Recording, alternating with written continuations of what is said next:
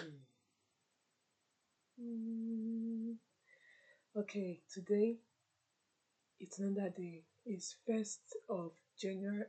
Sorry, it's first of February 2026, and I woke up early today. I woke up by 3:50. That was when I woke up. 3:50. Yeah, that's when I woke up.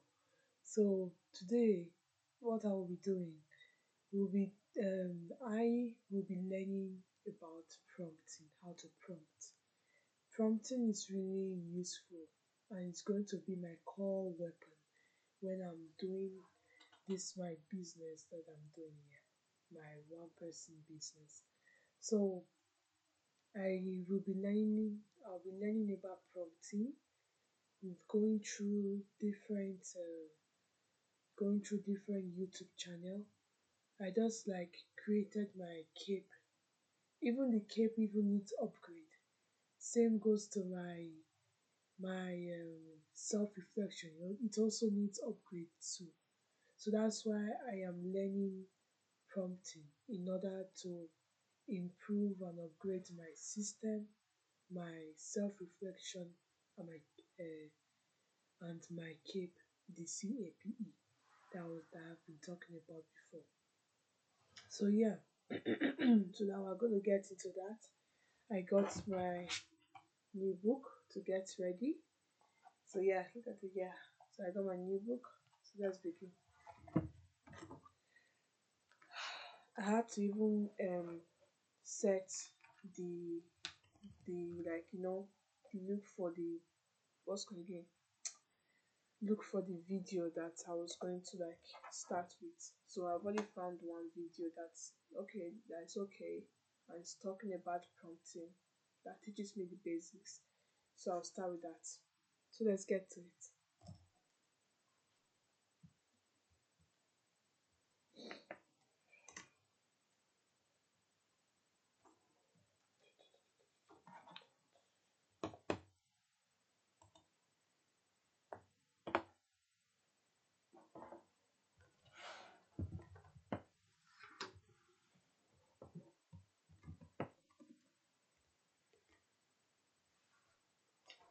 Let me get my stickers.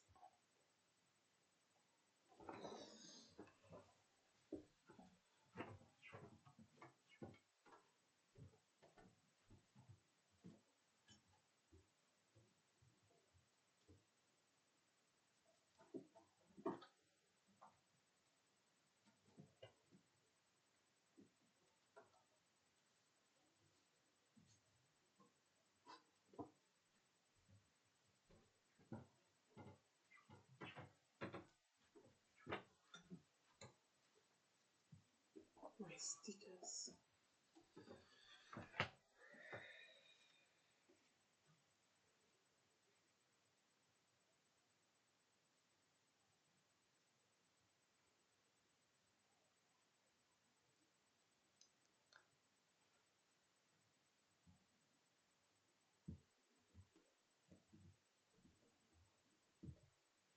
Hmm.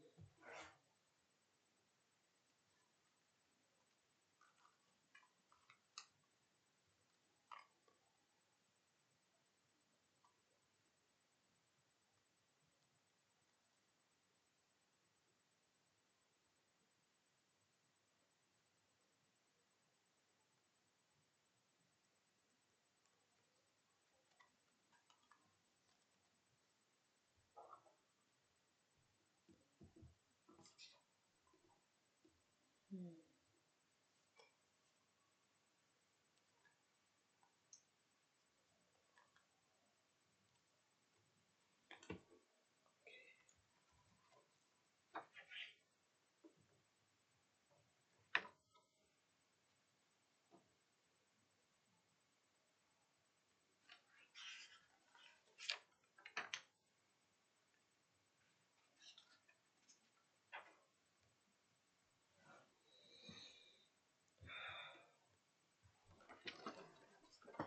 Okay. Let's go.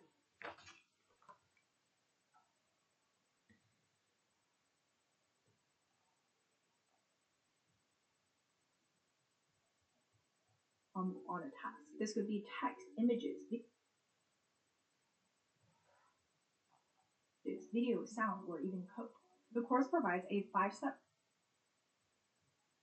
instructions to Gen AI tree of thought, and a framework for, we talk about advanced prompting techniques like prompt chaining, chain of thought, tree of thought, and a framework for creating agents. Alright, module 1, let's do the fundamentals. Let's first define prompting. Prompting is the process of providing specific instructions to Gen AI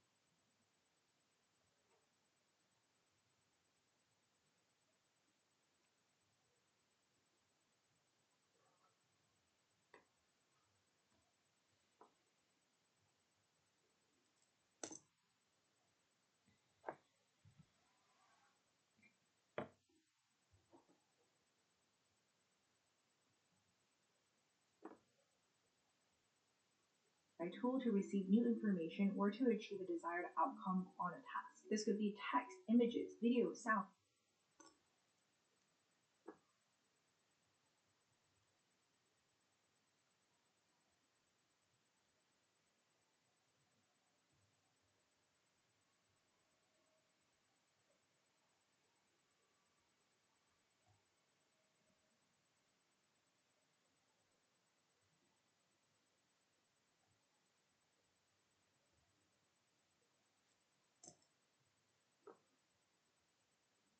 Or even code. The course provides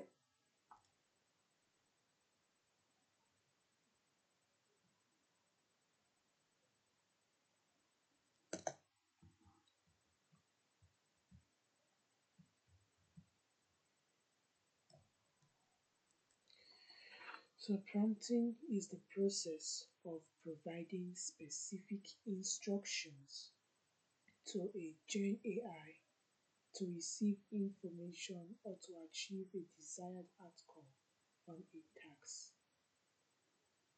Okay. 5-step framework for how to design a prompt. Task, context, references, evaluate, and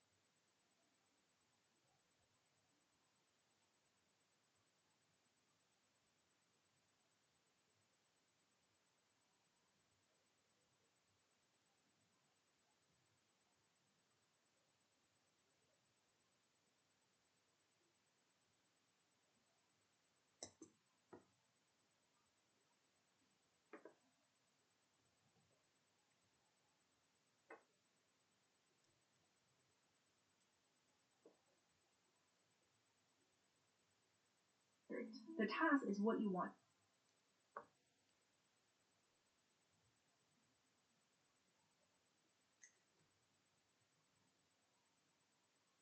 Task, context, references, evaluate, and iterate. The task is what you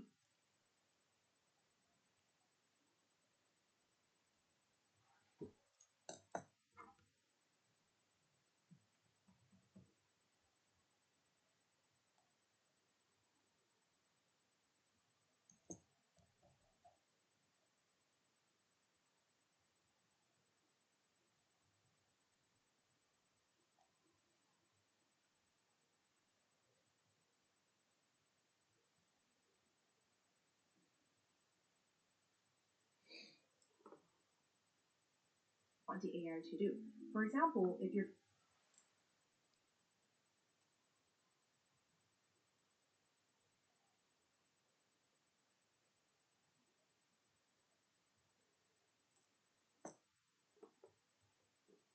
birthday is coming up and they're really into anime, you can say, suggest a gift related to anime for my friend's birthday. Now that prompt in itself is okay, but you can elevate this and get a result that's more unique and specific by incorporating two additional things. The first one is a persona, which is a role that you want the AI to embody. For example,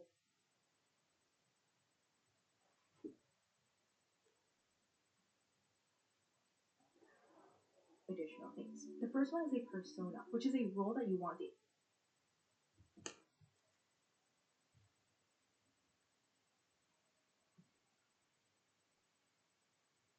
persona.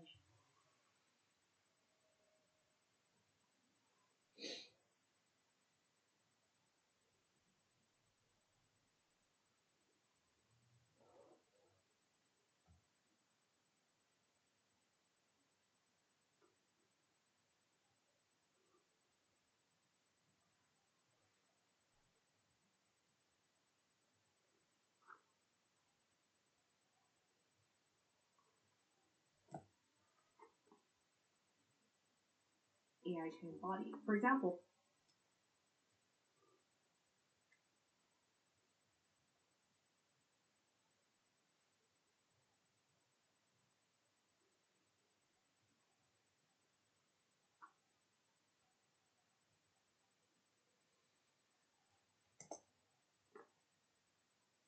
you can update the prompt to act as an anime expert to suggest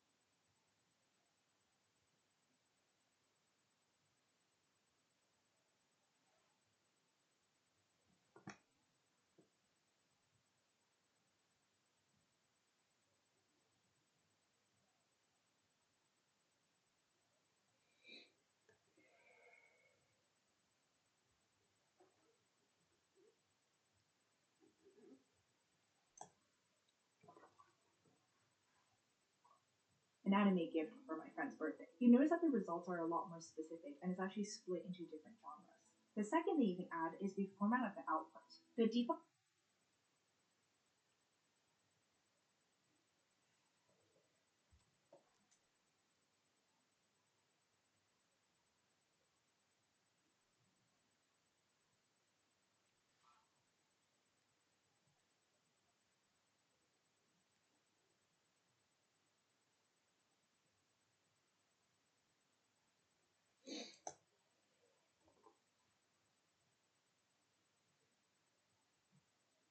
here is just a list of bullet points, but maybe you want something that's more structured. So you can say, organize that data into a table. The second component of the framework is context. The general rule of thumb that into a table. But maybe you want something that's more structured. So you can the default here is just a list of bullet points, but maybe you want something that's more structured. So you can say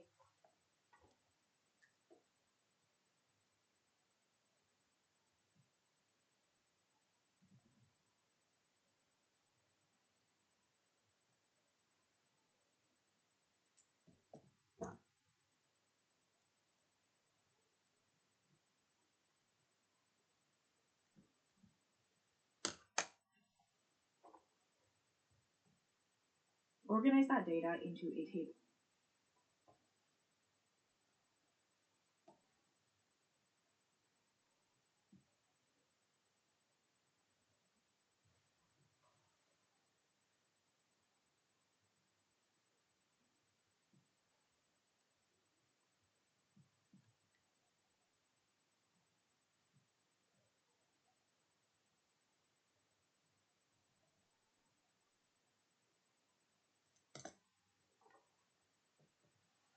The second component of the framework is context. The general rule of thumb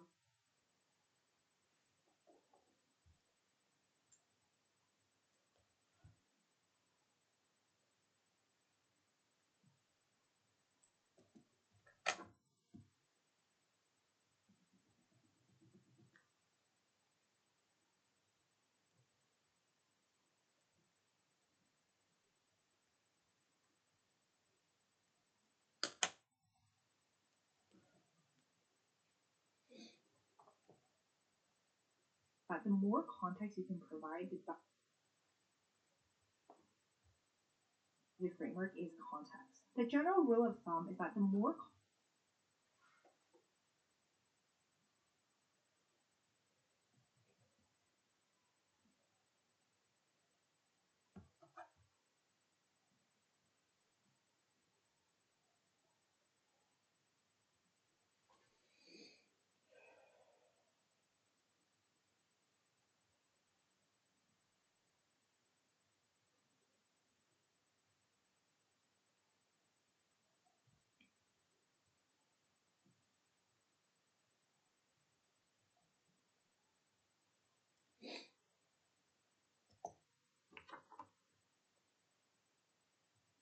context you can provide, the better.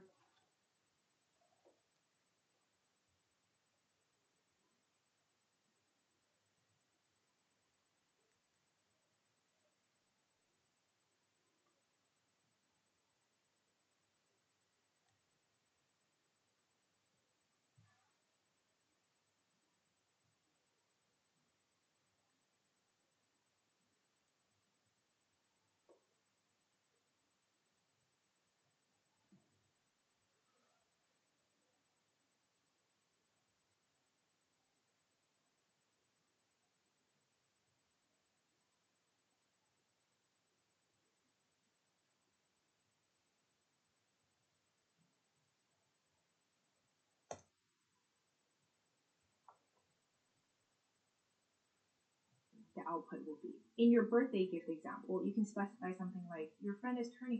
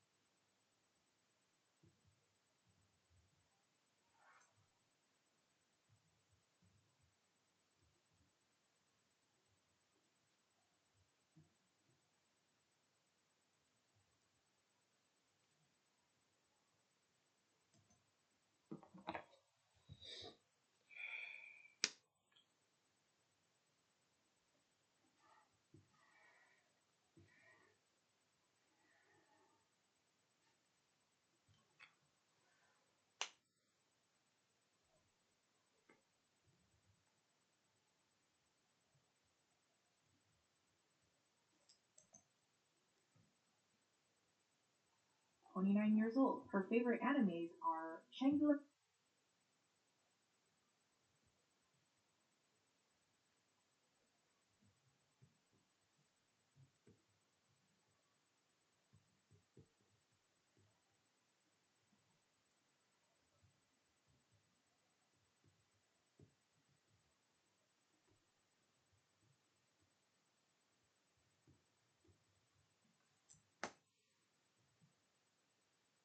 Frontier, Solo Leveling, and Mm.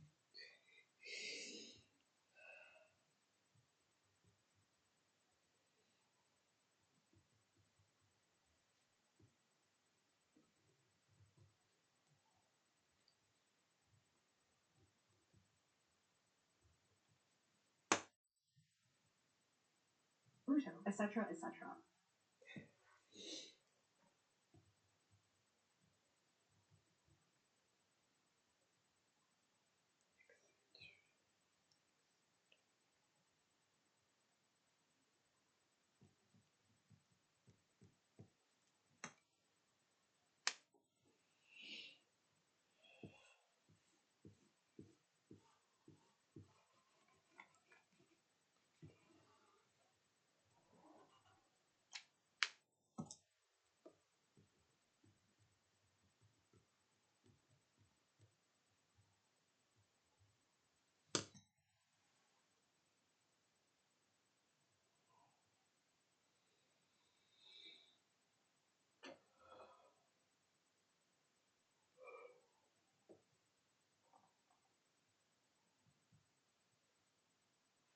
See that the output is much more targeted. Third part of the framework is references. This is where you can provide.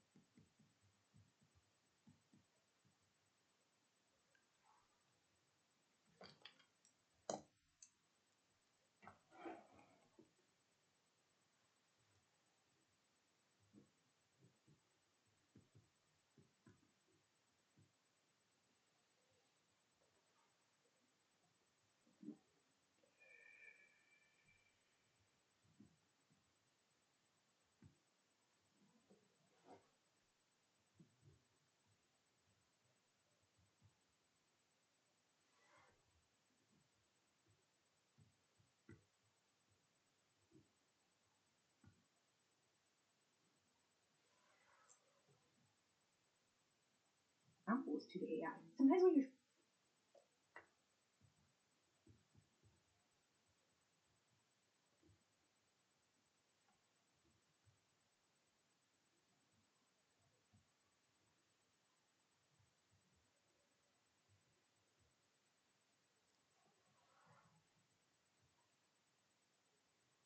explain what you want, it's kind of hard to just.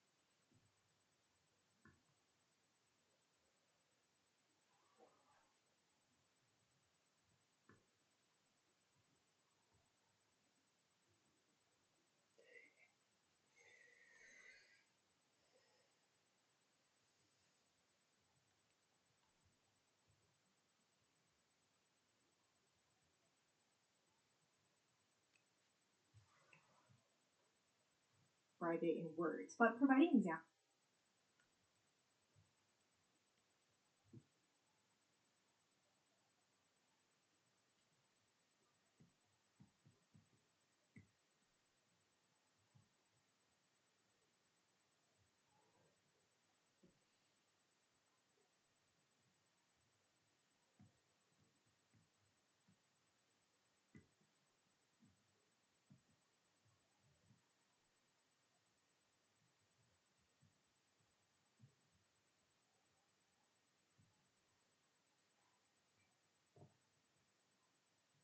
examples can really prove themselves. And AI is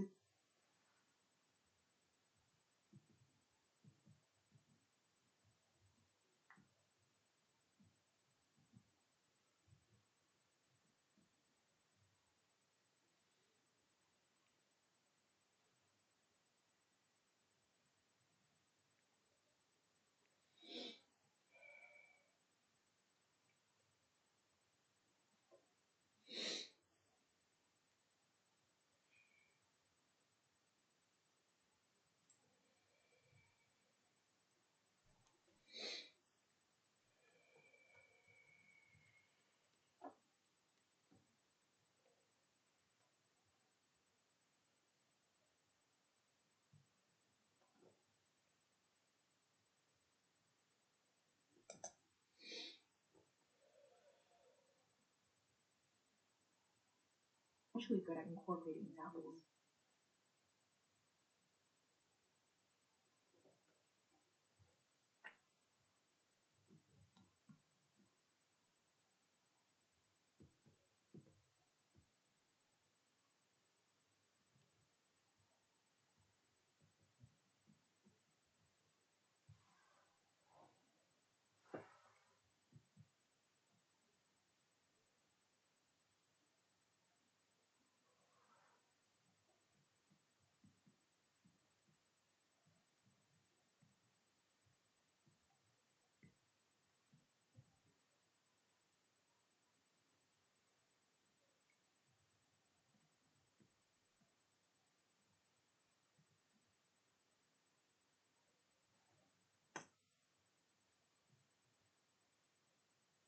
Maybe you can provide past birthday presents that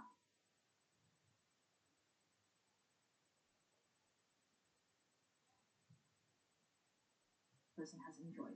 Step number four is evaluate. This is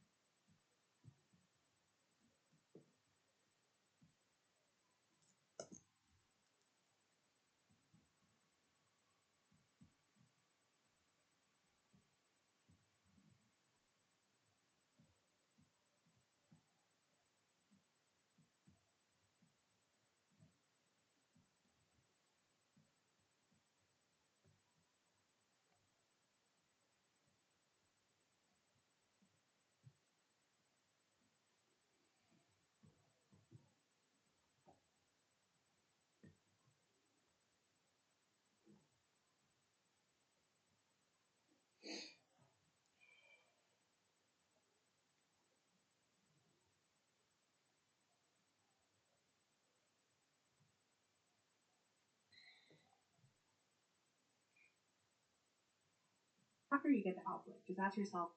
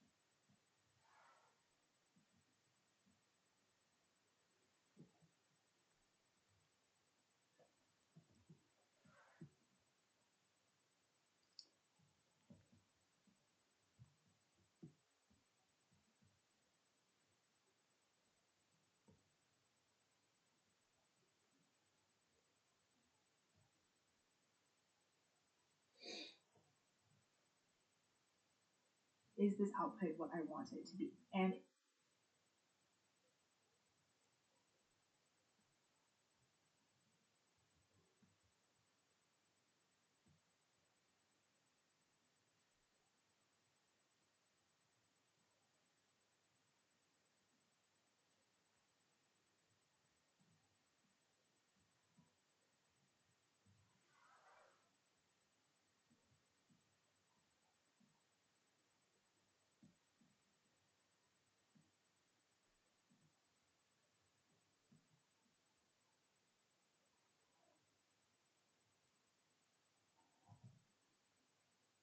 it's not exactly what you want it to be, then last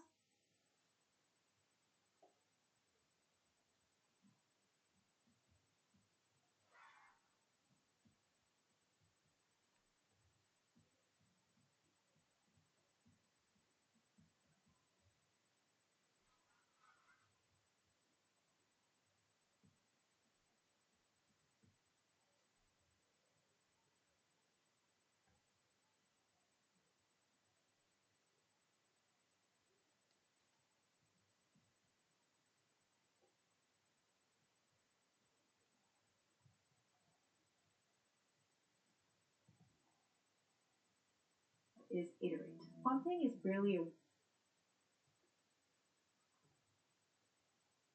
and if it's not exactly what you want it to be, then last step is iterate. Prompting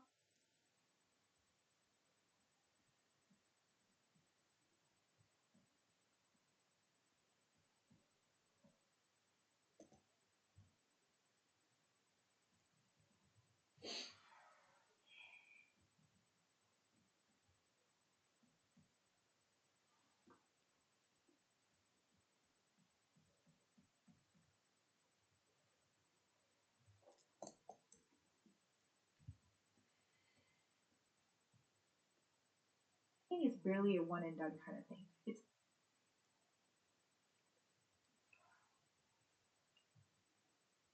what you want it to be, then last step is iterate. Prompting is barely a one and done kind of thing.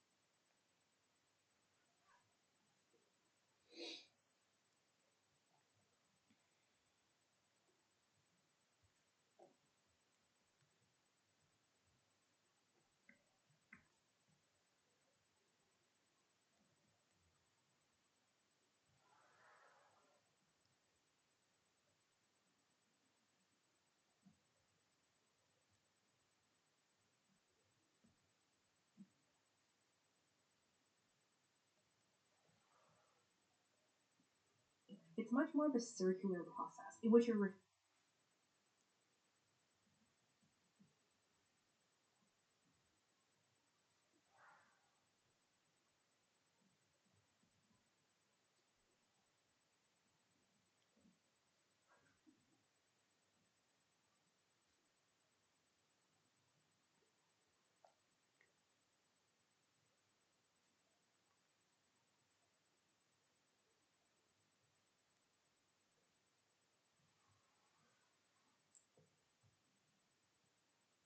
the prompt to get the results that you want.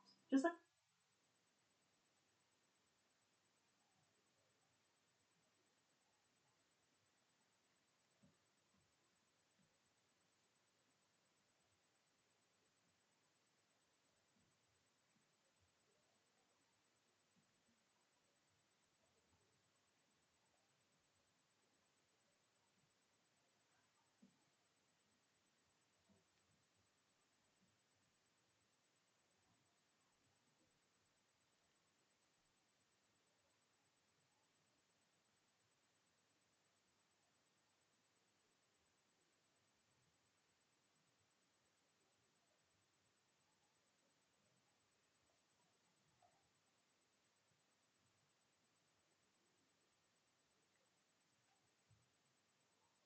we did earlier, oftentimes you might just start with a simple task like suggestion for a birthday present.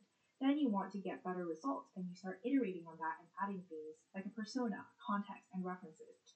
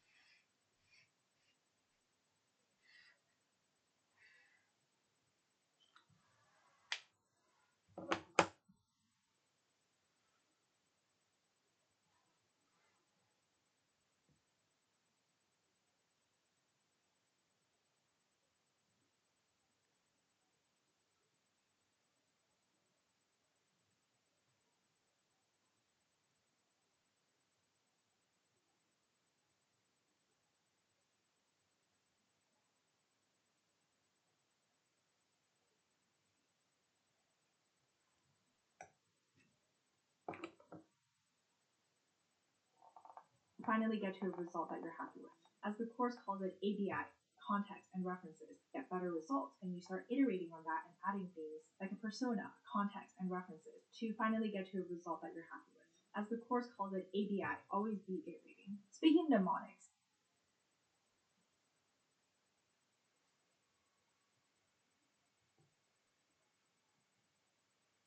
result that you're happy with. As the course calls it, ABI, always be iterating.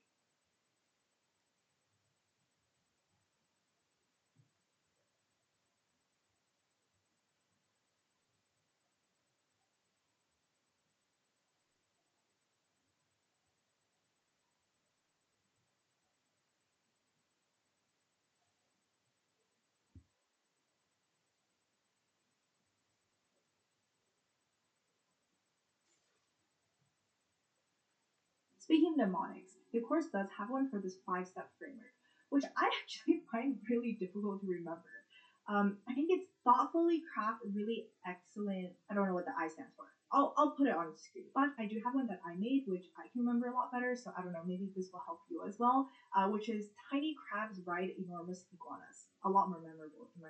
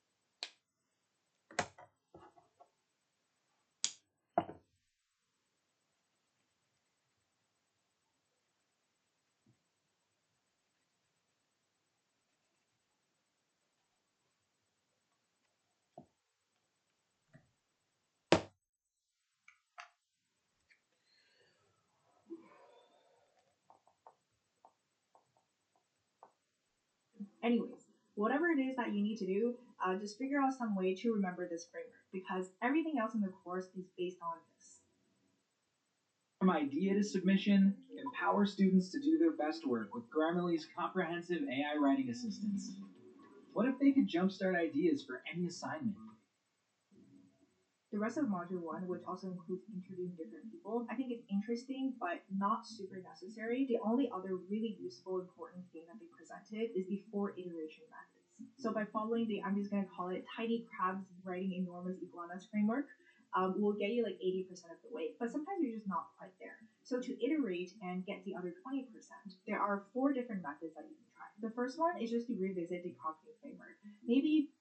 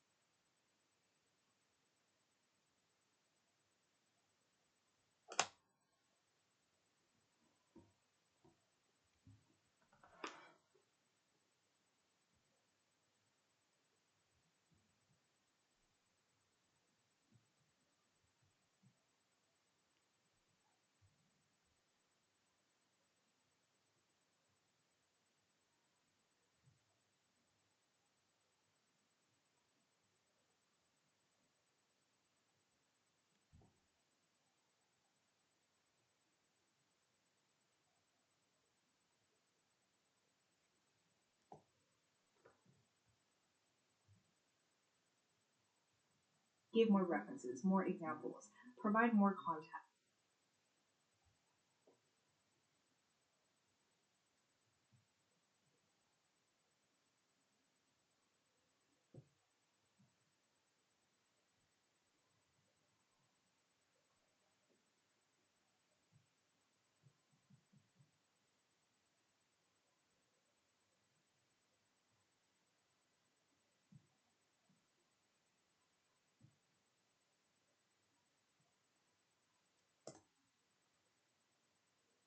Or added persona if you haven't already. Number two is to separate your prompts into shorter sentences.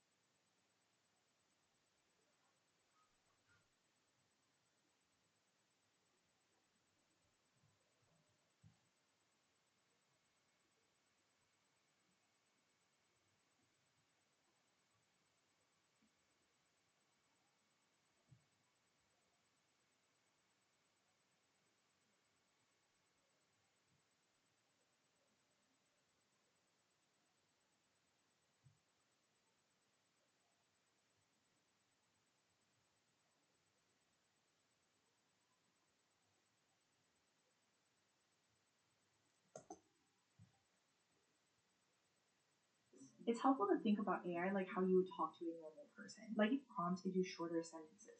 It's helpful to think about AI like how you would talk to a normal person. Like if you just word vomit to someone about whatever it is that you want, they'd probably be like overwhelmed and there's just like a lot of stuff going on, right? So the same thing can happen for AI. And an easy solution for this is just to break your prompt into simpler sentences.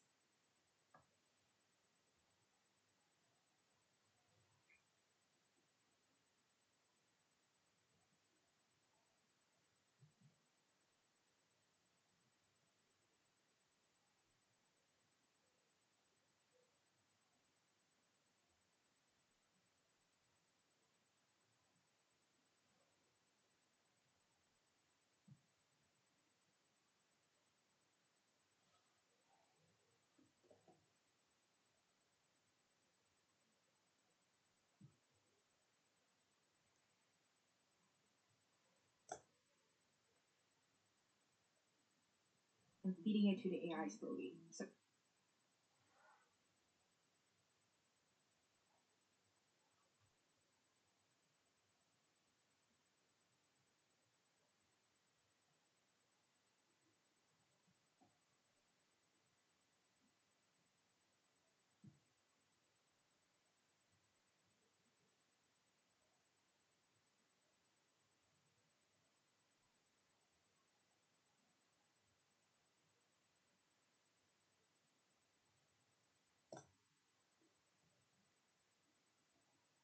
less like blah blah blah blah blah blah, and more like blah blah and blah. Much more organized.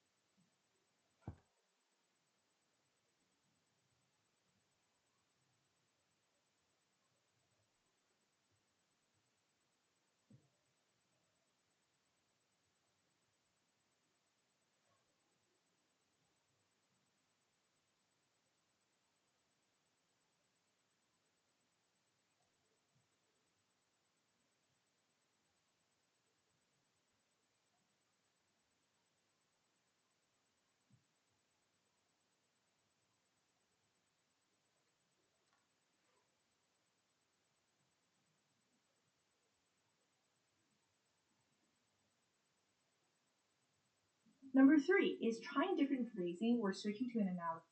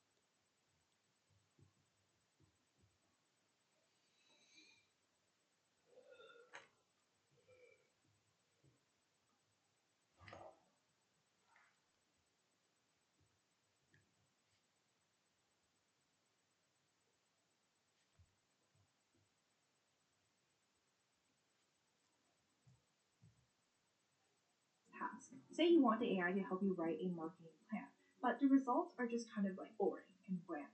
What you can do is that marketing is really just telling a compelling story. So instead, you can ask it to write a story about how this product fits into the lives of our target customer demographics. This is an analogous task, but the results are much more lively and interesting. And if this is an analogous story about how this product fits into the lives of our target customer. So brand. What you can do is that marketing is really just telling a compelling story. So instead, you can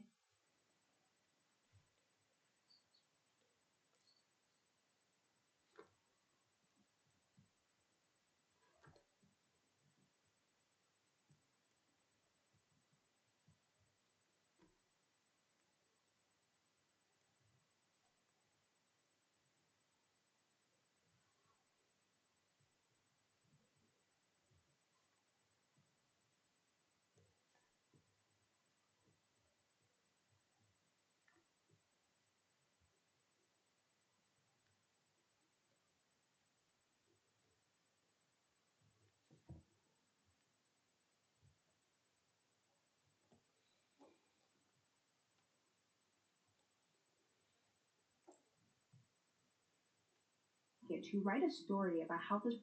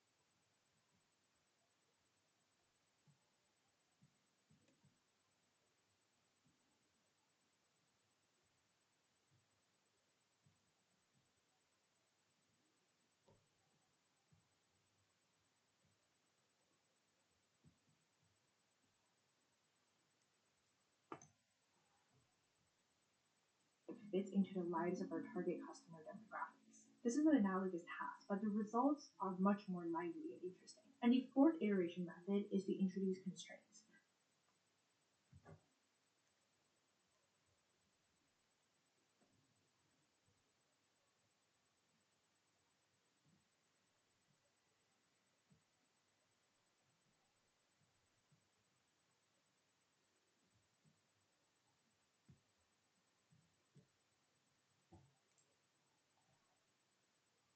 Just like when you tell someone that they can do anything, or Or like if you ask people, what does everybody want to eat for lunch? And they're just like, oh, anything. This actually makes it a lot harder for you to get a result that you're happy with. So instead, you can introduce constraints to narrow the focus down. Say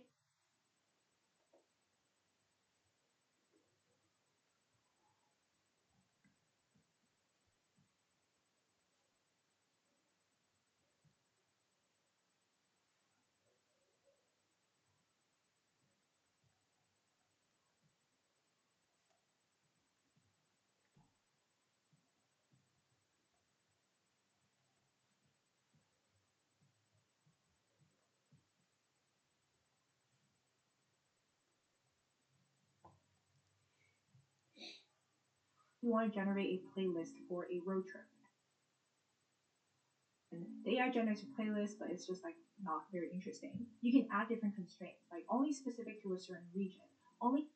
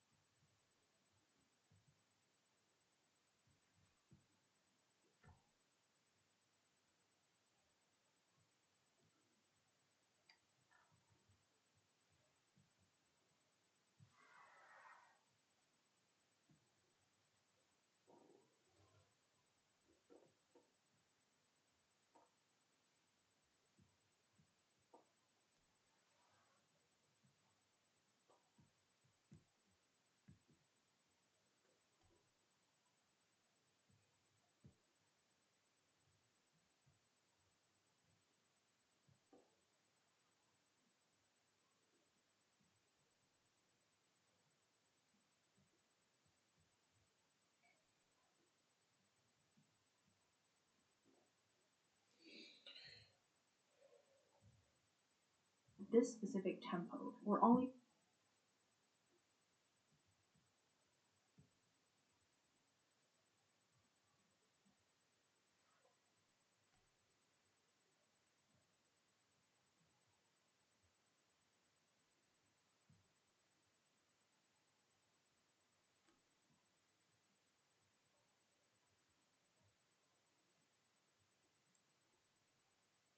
songs about heartbreak.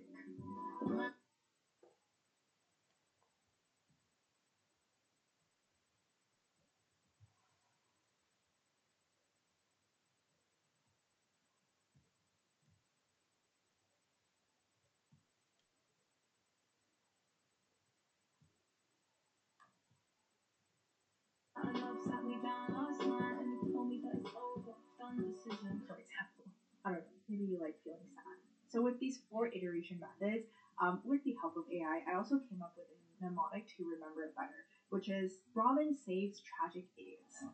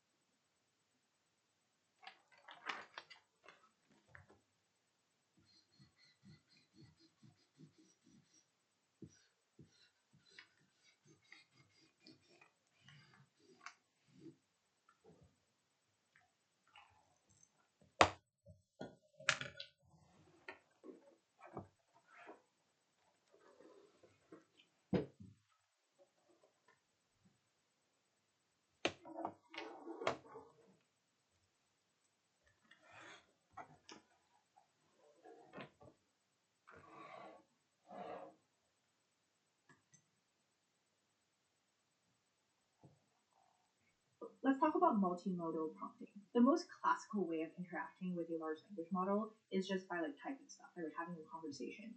But you can actually interact with many AI models like Gemini with different modalities as well, including pictures, audio, video, and even code. It's able to take different types of modalities as the input and is able to output using different modalities as well. This doesn't change anything in terms of how you think about prompt. It's still going to be tiny crabs riding enormous iguanas, but you just might need to be a little bit more careful about specifying what kind of input or output you're looking for and the kind of context that you're providing. For example, if you design a new nail art collection and you want to market it on social media, you could input something like write a social media post featuring this image and then attach your nail art collection as a reference. The post should be fun, short, and focus on the fact that it's a collection of new designs I'm selling. Some other examples of multimodality usage would be asking a Gen AI tool to suggest recipes based on a photo of the ingredients in your fridge, inputting your brand's logos and colors, and then creating a digital teaser to promote an event. Or if you're working on a short story and you get really inspired by a musical piece, you could try inputting that music piece at your brand's logo in Gen AI and is able to out even code, like having a conversation. It's a cool way of interacting with a large language model is just by like typing stuff, like having a conversation. But you can actually idiots came up with a mnemonic to remember it better, which is ramen saves tragic idiots. So let's talk about multimodal prompting.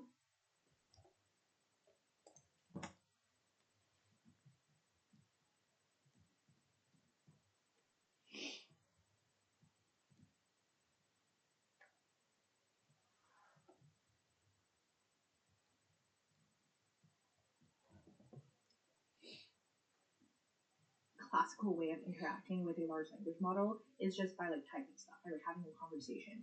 But you can actually interact with many AI models like Gemini with different modalities as well, including pictures,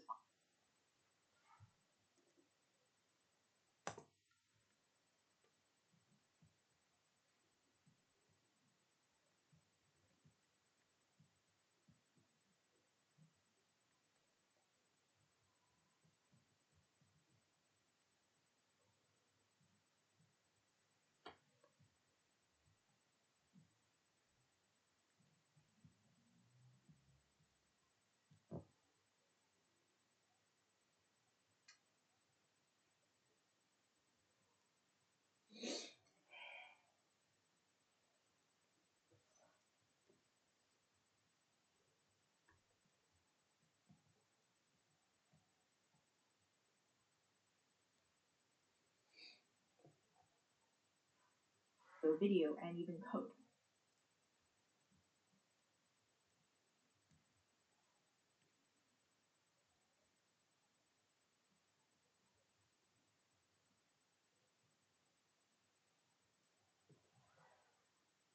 Able to take different types of modalities as the input and is able to output using different modalities as well. This doesn't change anything in terms of how you put and is able to output and even code. It's able to take different types of modalities as the input and is able to output using different modalities as well. This doesn't change anything in terms of how you think about prompt. It's still going to be tiny crabs riding enormous iguanas, but you just might need to be a little bit more careful about specifying what kind of input or output you're looking for and the kind of context that you're providing. For example, if you design a new nail art collection and you want to market it on social media, you could input something like write a social media post featuring this image and then attach your nail art collection as a reference.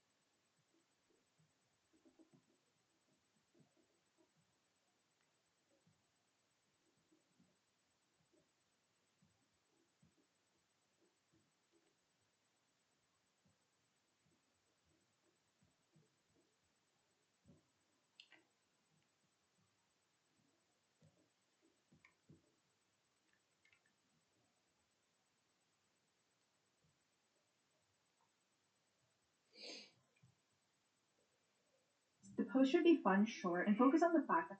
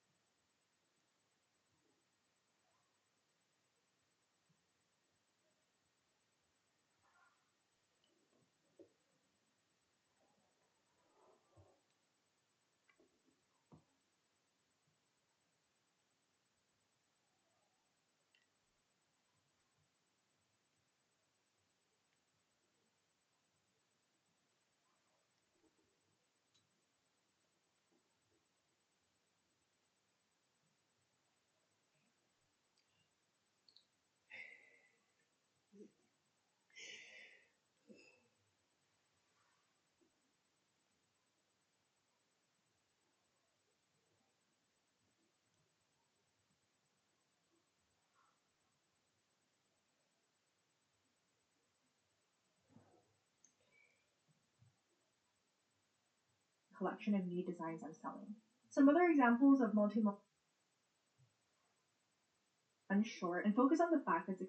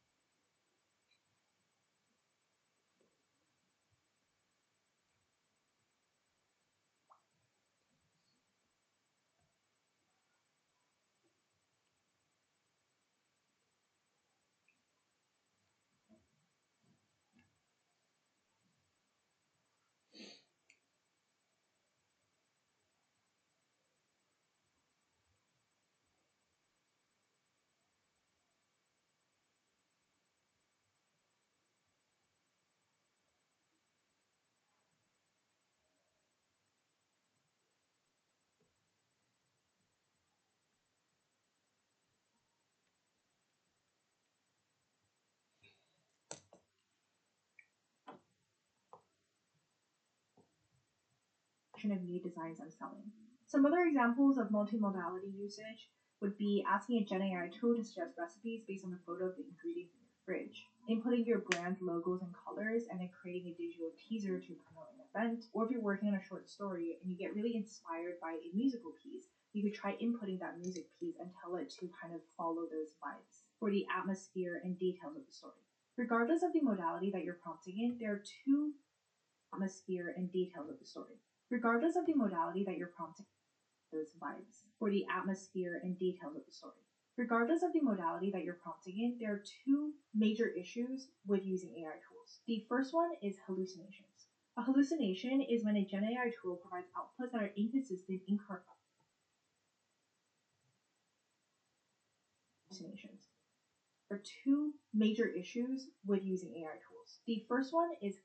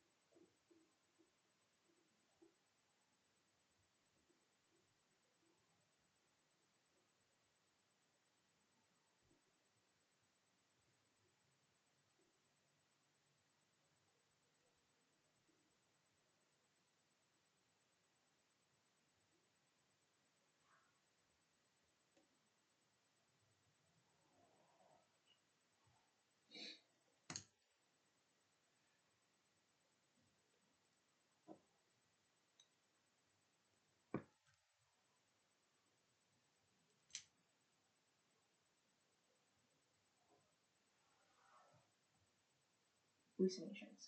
A hallucination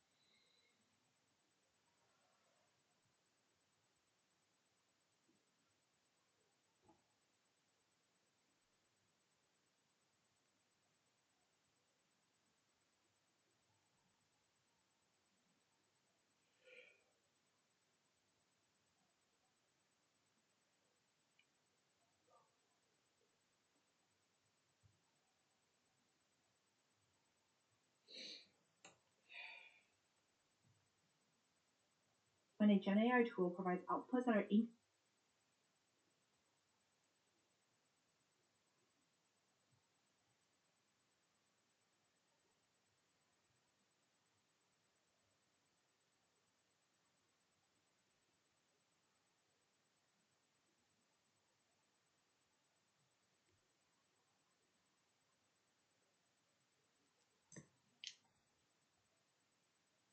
incorrect or even nonsensical. A really famous example is that if you ask an LLM how many R's are in strawberry, it tells you that there's two R's in strawberry. The second is biases. Unfortunately, LLMs being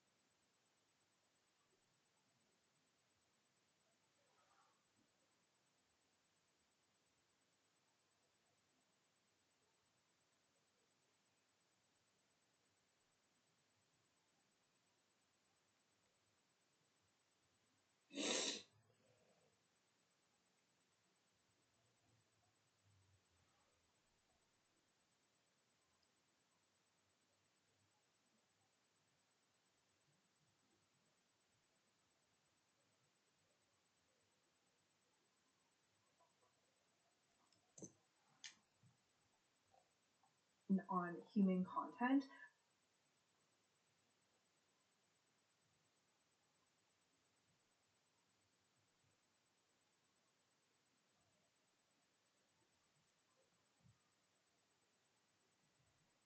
also incorporates human biases, things like gender and race. So to minimize these sorts is how many R's are in strawberry. It tells you that there's two R's in strawberry. The second is biases. Unfortunately, LLMs being trained on human content also incorporates human biases, things like gender and race. So to minimize these sorts of problems, the course recommends that we take a human in the loop approach, which is making sure that you're always checking your outputs and verifying whatever it is that the Gen AI tool gives you. In the end, it is your responsibility of making sure that whatever is being produced is in fact accurate. Here is a checklist. Feel free just to take a screenshot for some considerations when you're thinking about using AI responsibly.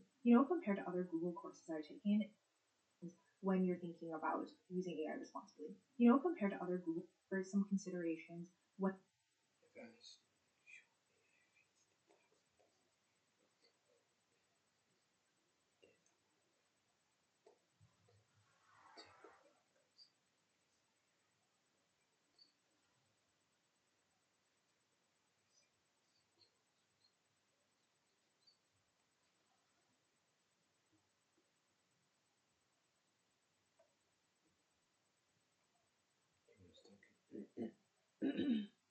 sure that you're always a problem also incorporates human biases, things like gender and race. So to minimize these sorts of problems, the course recommends that we take a human in the loop approach, which is making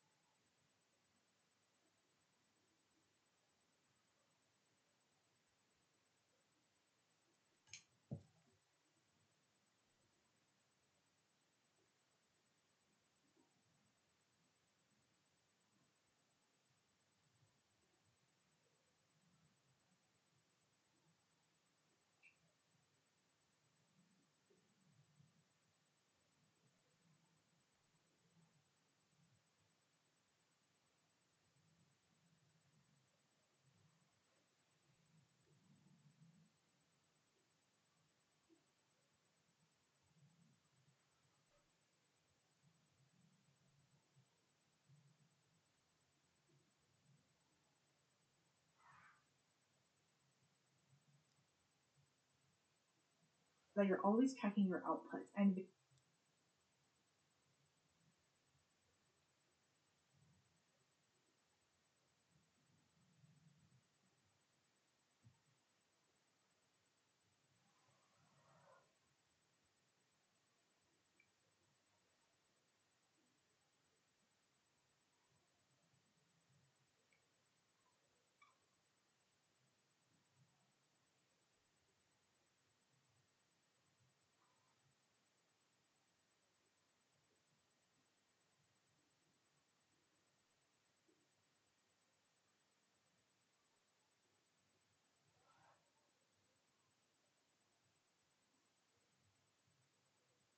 verifying whatever it is that the Gen AI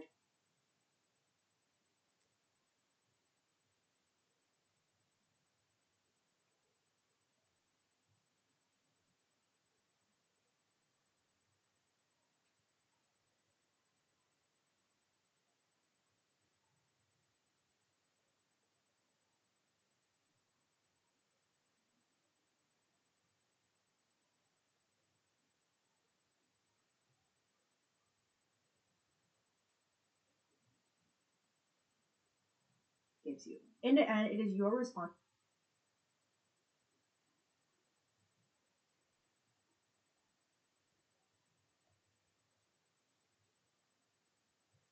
of making sure that whatever is being produced is in fact accurate. Here is a checklist. Feel free just to take a screenshot for some consideration.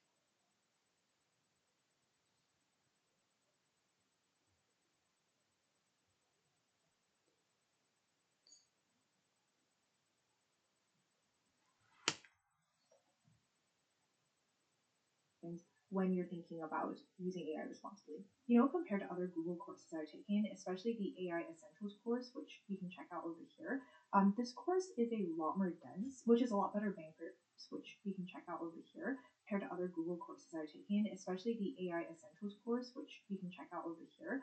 This course is a compared to other Google courses I've taken, especially the AI Essentials course, which you can check out over here. This Let me see. courses I've taken, especially the AI Essentials course, which you can check out over here. This course is a lot more dense, which is a lot better bang for your buck. So pay attention.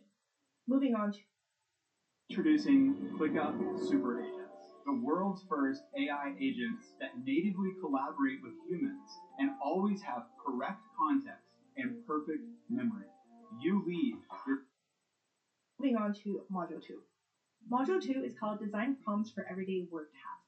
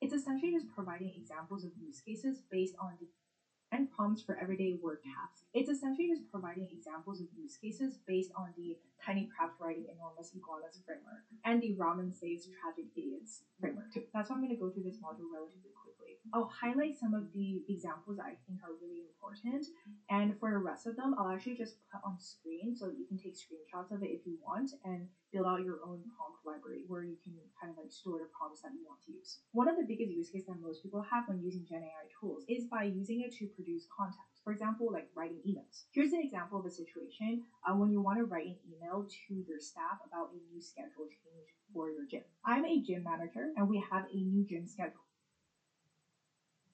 Write an email informing our staff of the new schedule. Highlight the fact that the MWF Monday, Wednesday, Friday cardio blast class changed from 7 a.m. to 6 a.m. Make the email professional and friendly and short so that the reader can skim it quickly. Here's the new schedule. And you can actually attach the link that contains the new schedule. This sort of email probably takes you like 10. Here's the new schedule. And you can actually attach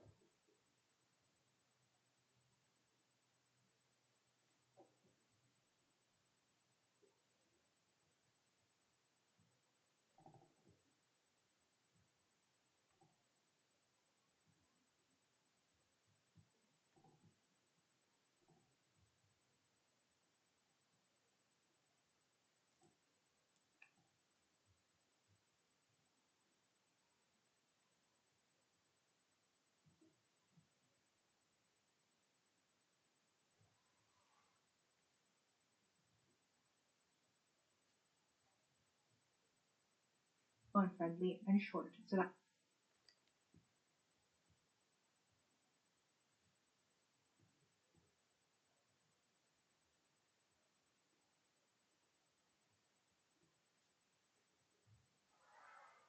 the reader can skim it quickly. Here's the new schedule.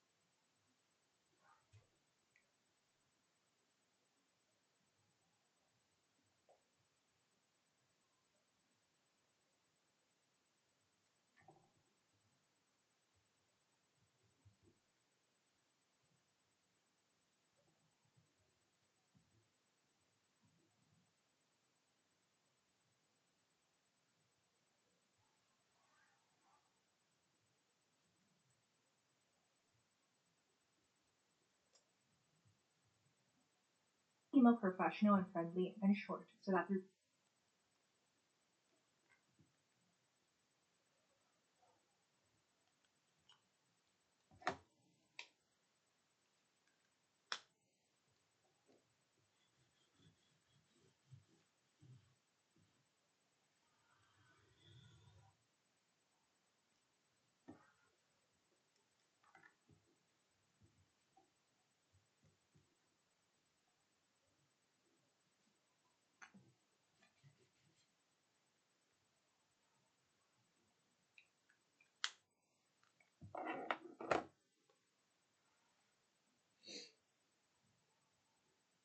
you can skim it quickly. Here's the new schedule, and you can actually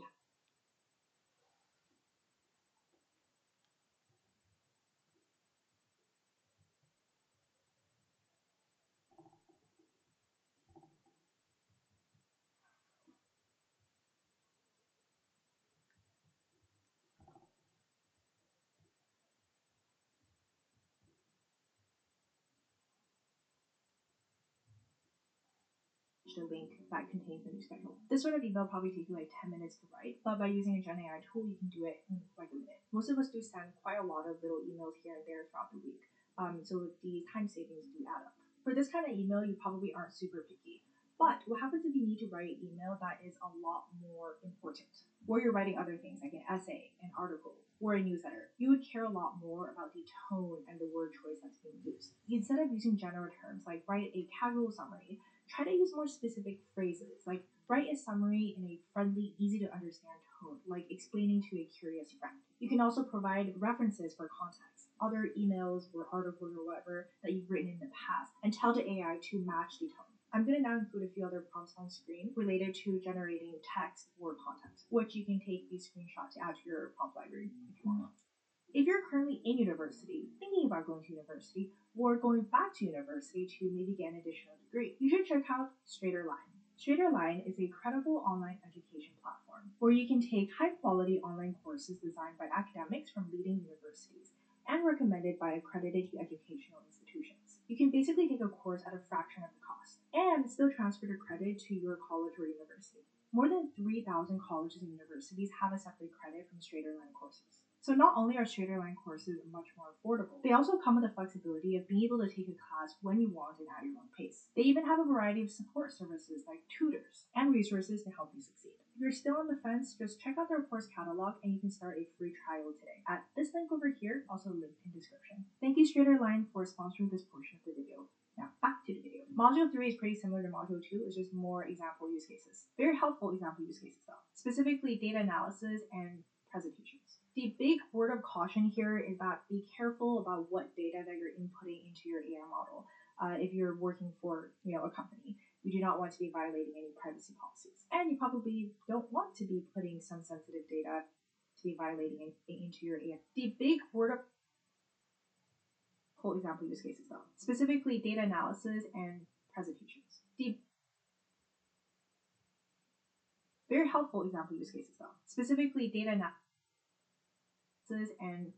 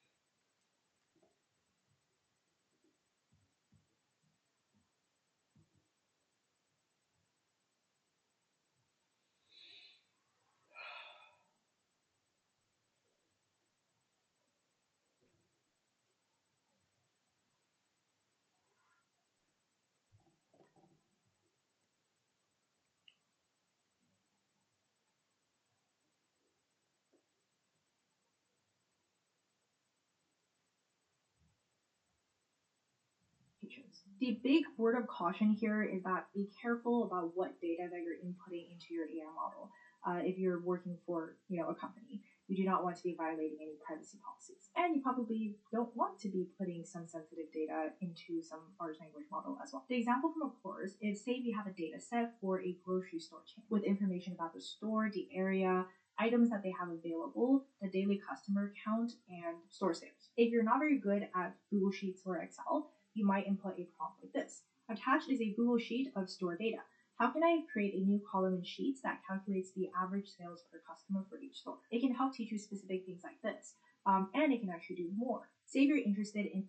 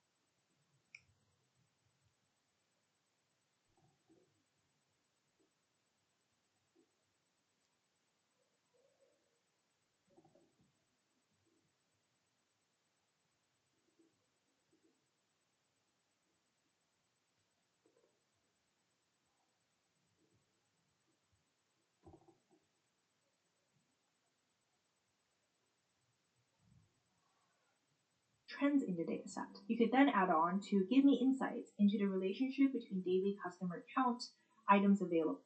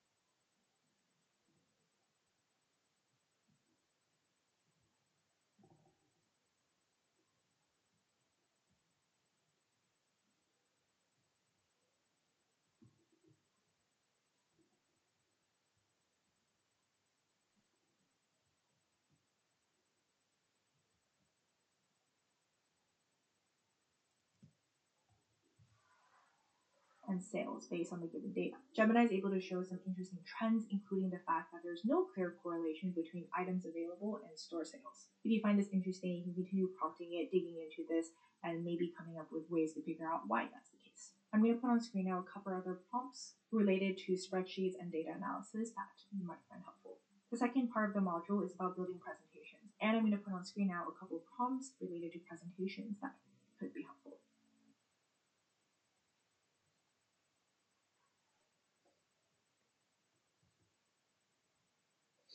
And I'm going to put on screen now a couple of prompts.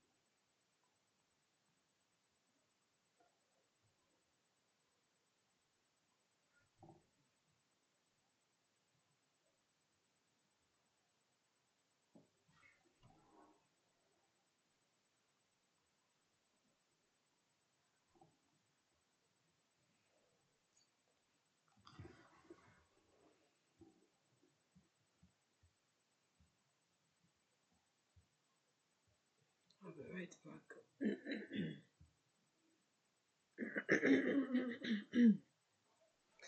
So what I'm doing now, I'm just like logging into OneNote.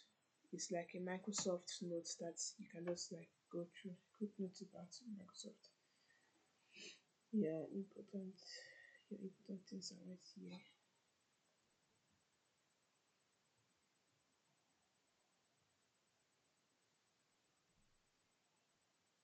Capture,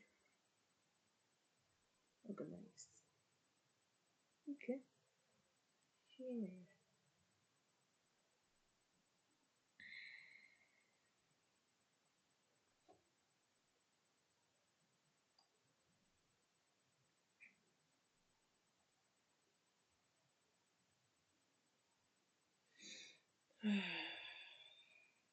Get started.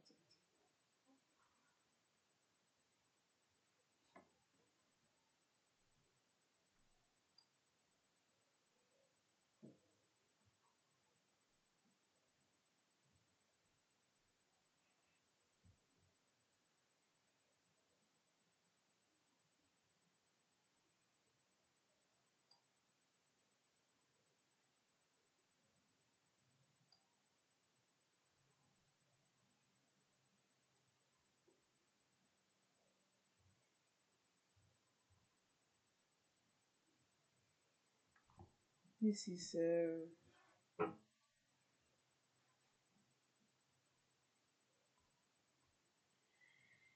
prompting.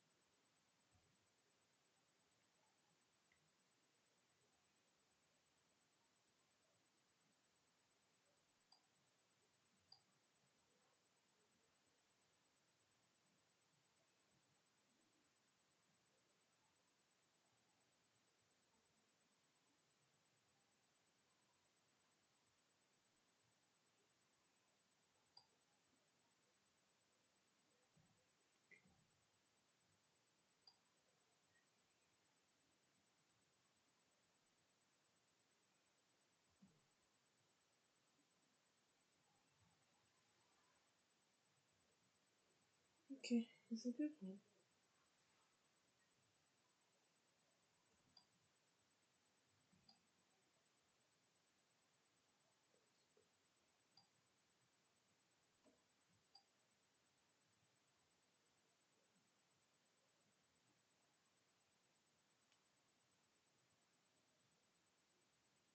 Okay, I've done that. I'm ready for the next one. No, sure, no.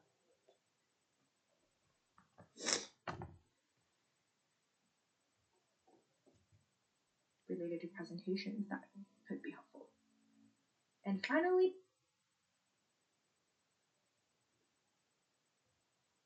What if you can create your own website by saying, "This is what I want"? With Wix, you can. First up, let's talk about AI color themes. You can get any combos you want: bold and bright, minimalist and sleek, or something you didn't even think of. Just describe the vibe you want, or even use the colors of your logo, and let AI do its thing. Beautiful. Next up is the AI section creator. This is great for those website essentials like a contact section or a place to subscribe. Now, I'm running a sale, so I punch in some details, and just like that, I have a promo section. Functional and beautiful. I love it. Now, for the AI text creator, I got some products that need description, so I type in some keywords, and there it is. and finally, we are at Module 4. We're almost done, guys. Module 4 is titled Use AI as a Creative or Expert Partner.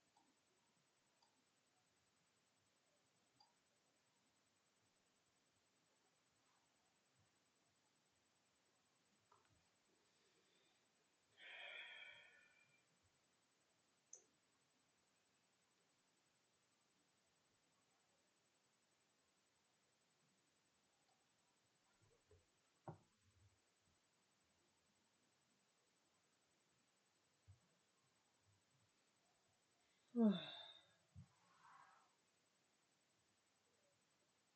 me see if Notion.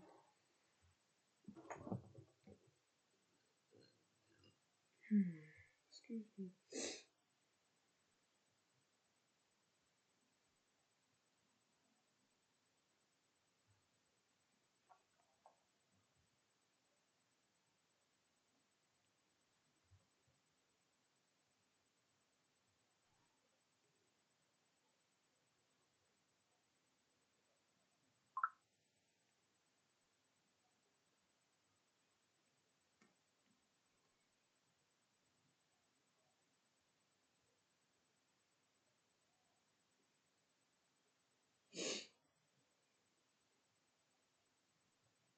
Mhm.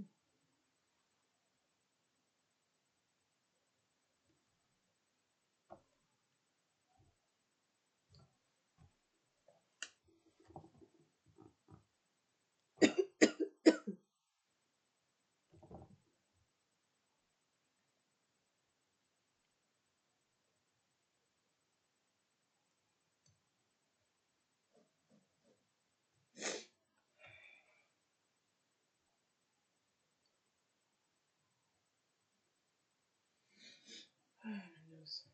Nose is always running.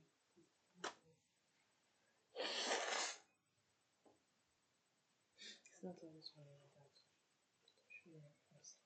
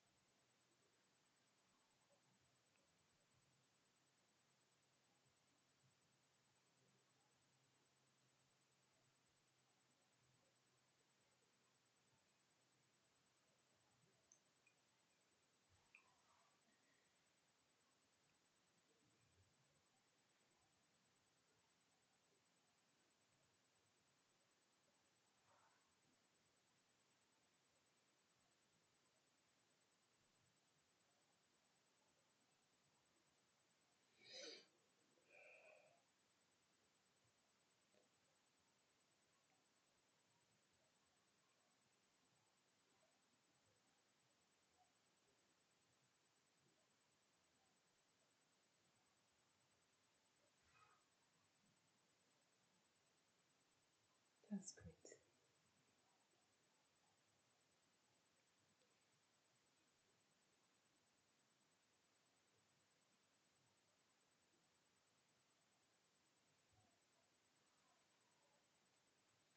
Okay.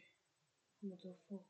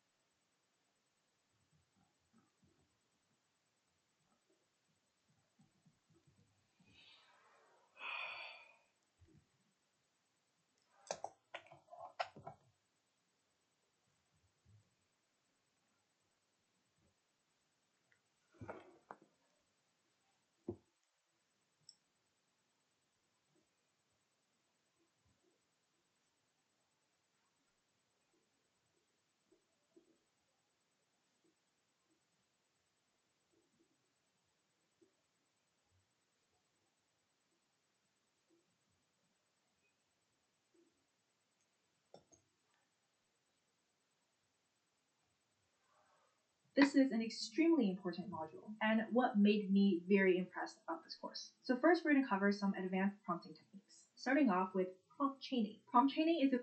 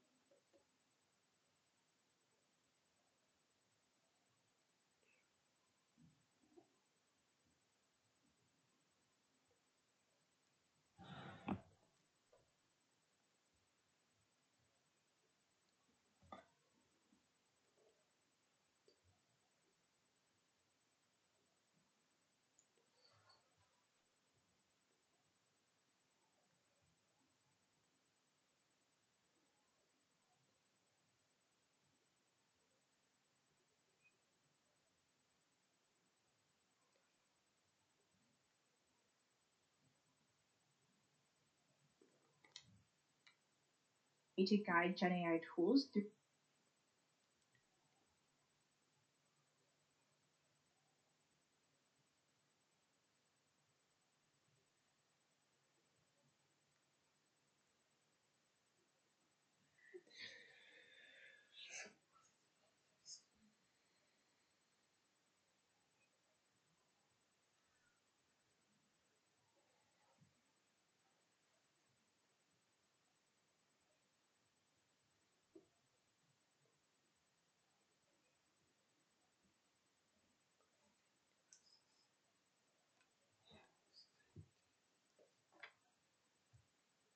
a series of interconnected prompts, adding layers of complexity along the way.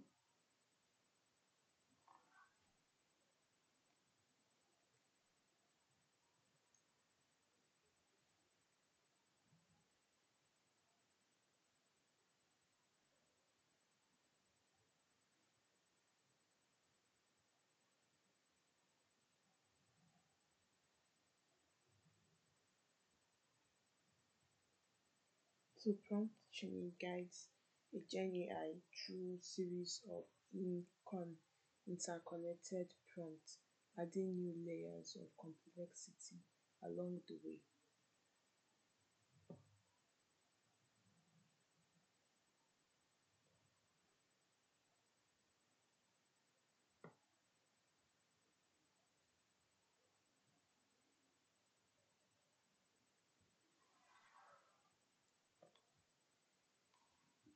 For example, you're an author and you wrote a wonderful novel, and now you want to market and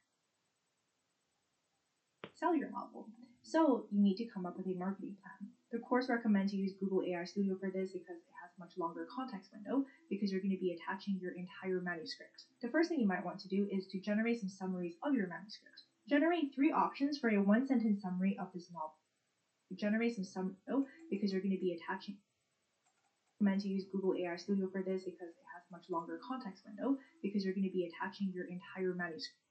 Studio for this because it has a much longer context window because you're going to be attaching your entire manuscript. The first thing you might want to do is to generate some summaries of your manuscript. Generate 3 options for a one-sentence summary of this novel manuscript. The summary should be similar in voice and tone to the manuscript, but more catchy and engaging. So summary should be generate, market, and sell your novel.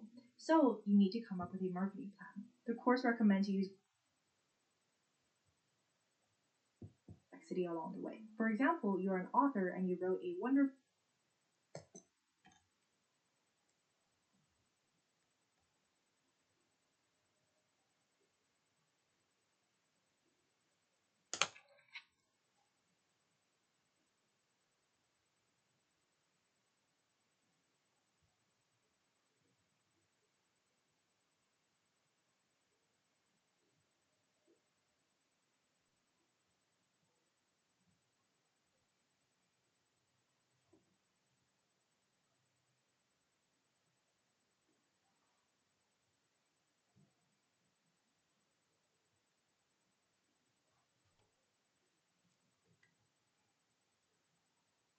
novel, and now you want to market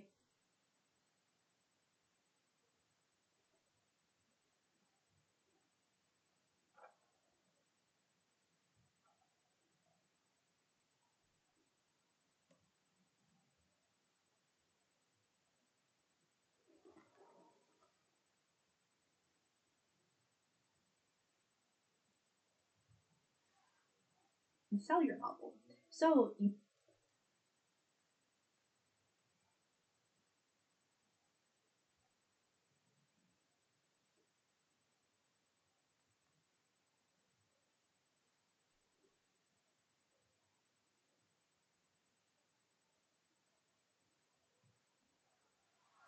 come up with a marketing plan. The course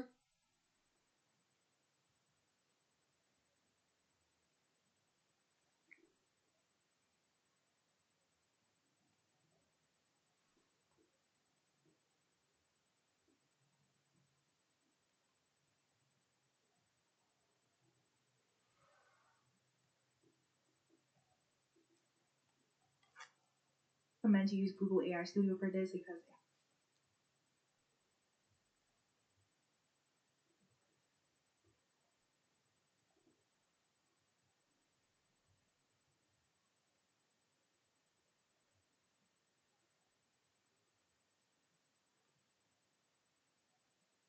much longer context window because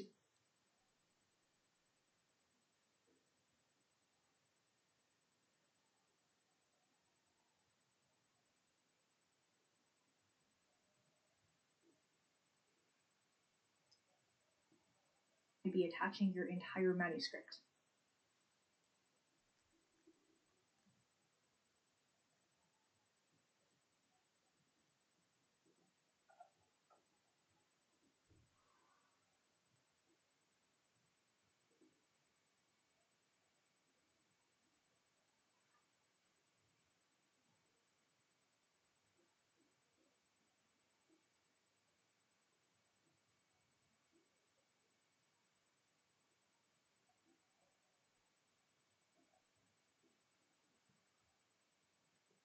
The first thing you might want to do is to generate some summaries of your manuscript. Generate 3 options for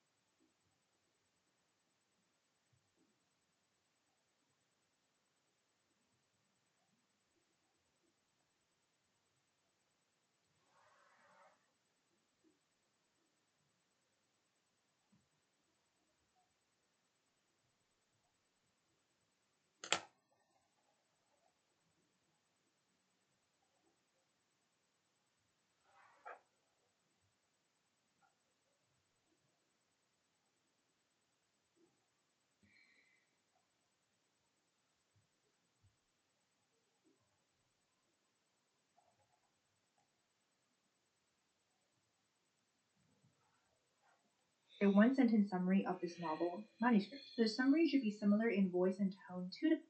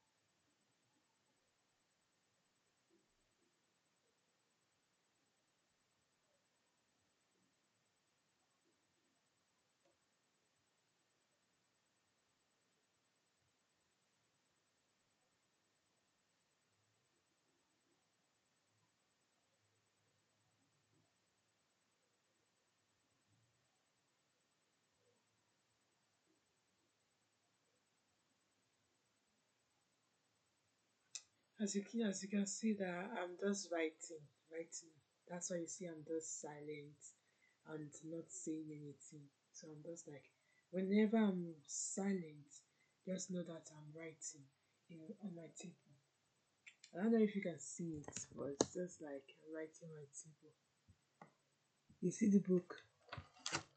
Yeah, that's the book. I'm just writing on my table. That's why you see this side here.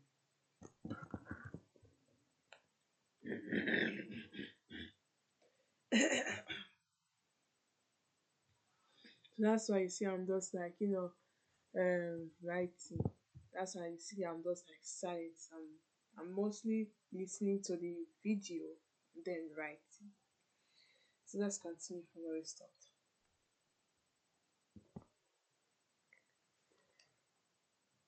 manuscript, but more catchy and engaging. So Gemini was able to give some decent options, but you want to focus on a more specific theme. That's where the prompt give some decent options, but to the manuscript, but more catchy. Hmm.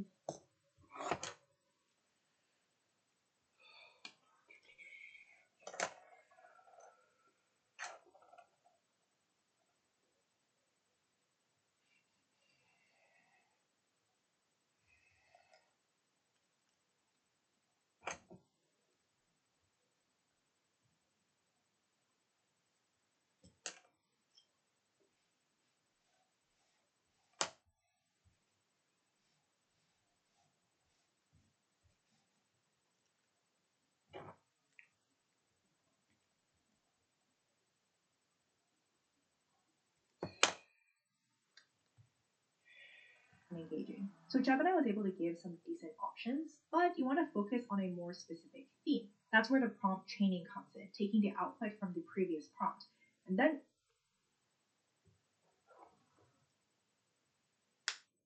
Taking output from the previous prompts. asking, create a tagline that is a combination of the previous.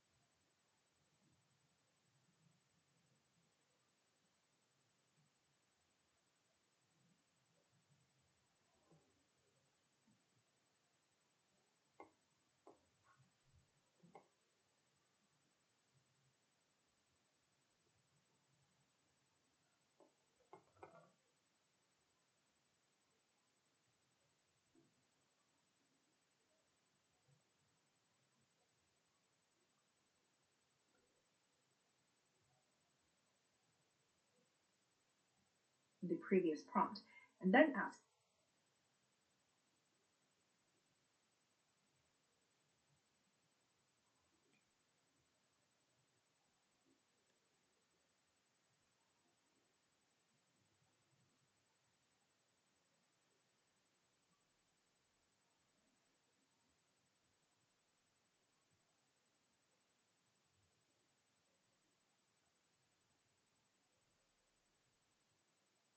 create a tagline that is a combination of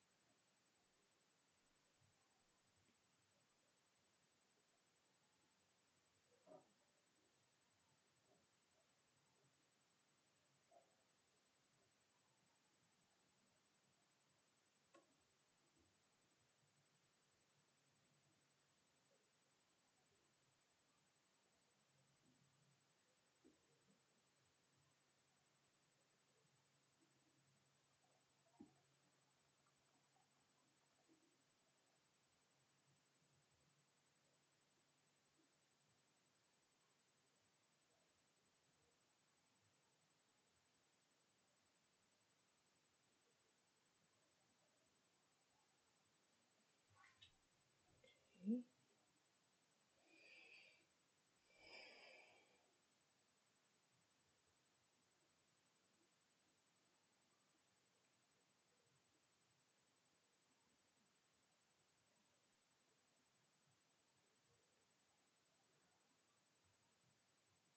previous three options, with a special focus on the exciting plot twist and mystery of the book.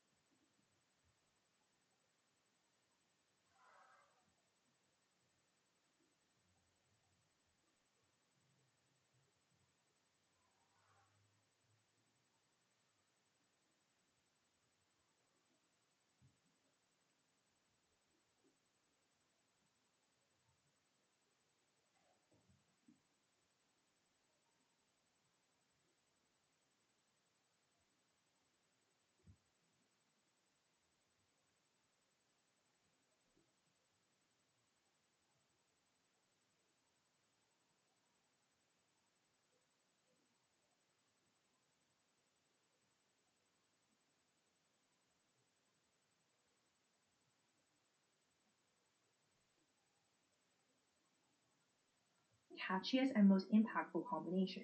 The tagline should be concise and leave the reader hooked and wanting to read more. And great, it comes up with the desert whispers and leave the reader hooked and wanting to read.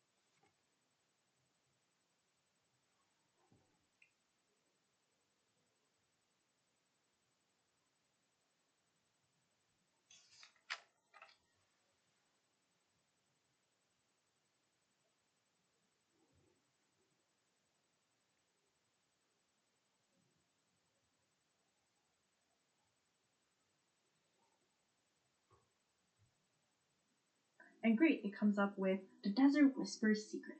A young weaver seeks the city of singing stones, but the greatest journey unfolds in the whispers of her own heart.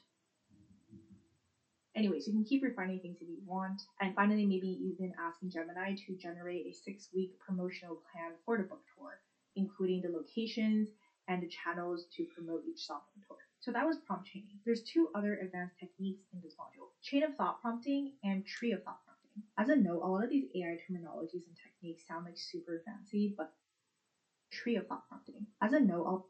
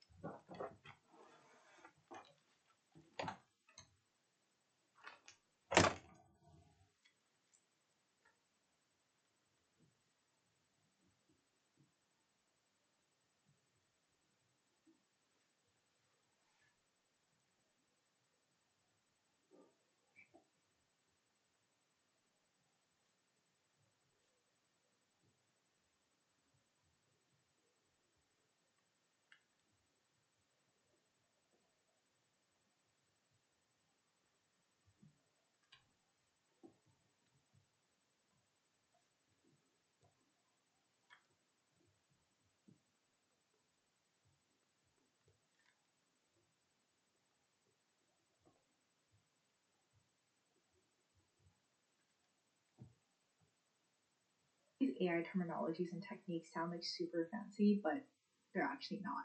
Like chain of thought prompting is about asking the AI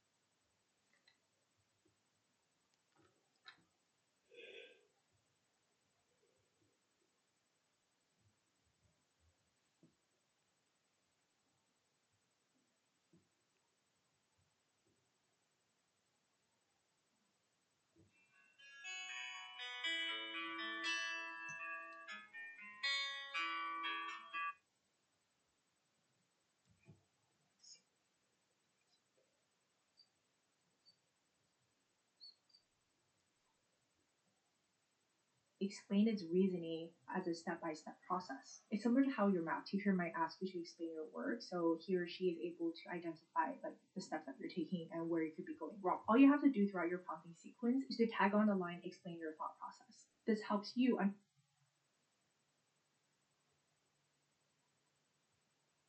all you have to do throughout your prompting sequence is to tag on the line explain your thought process.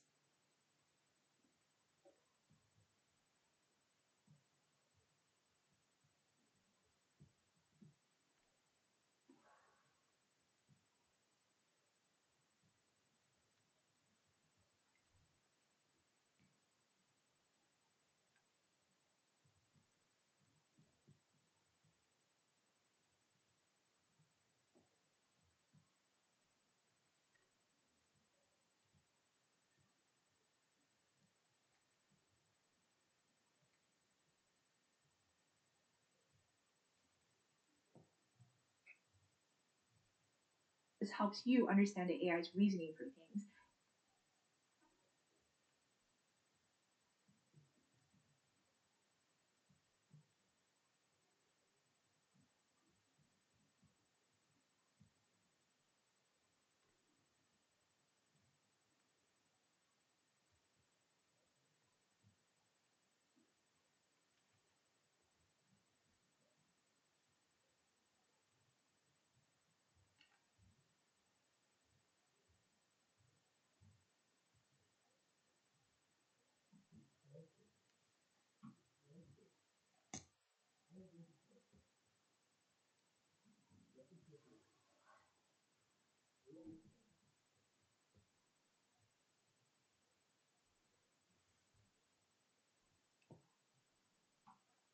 You can help improve his decision making.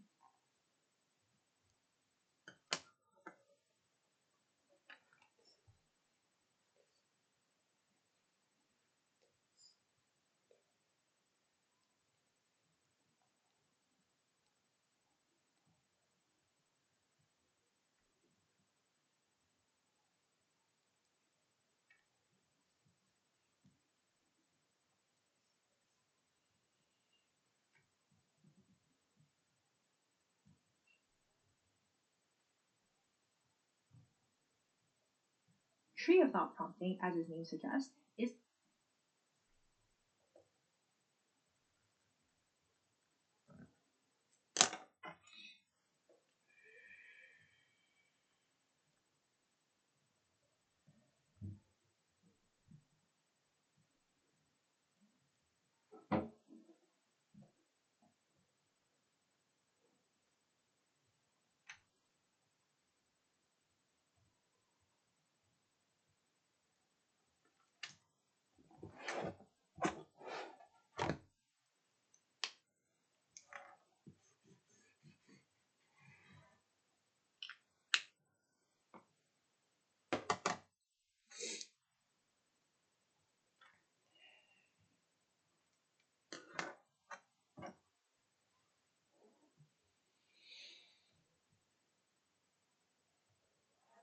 sort of like a tree. It allows you to explore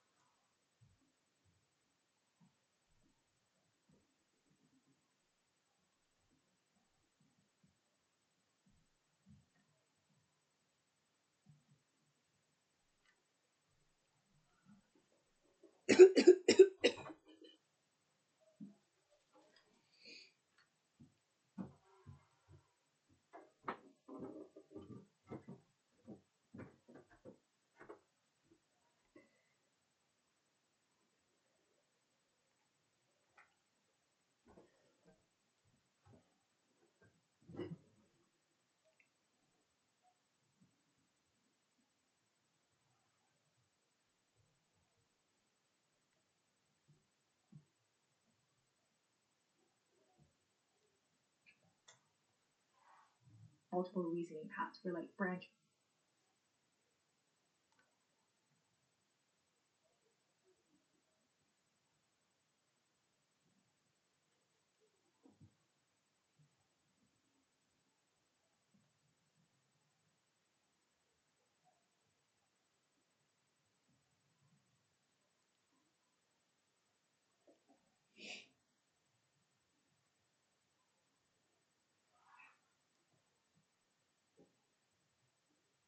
simultaneously. This is really helpful.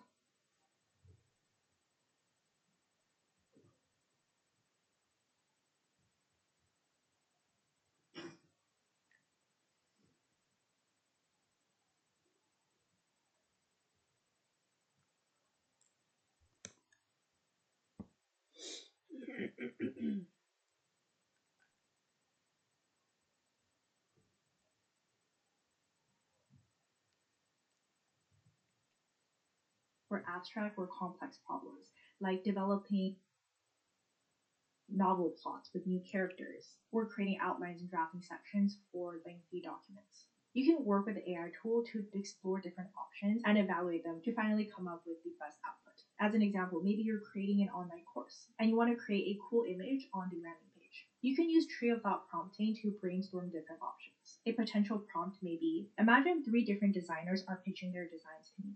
All designers will write down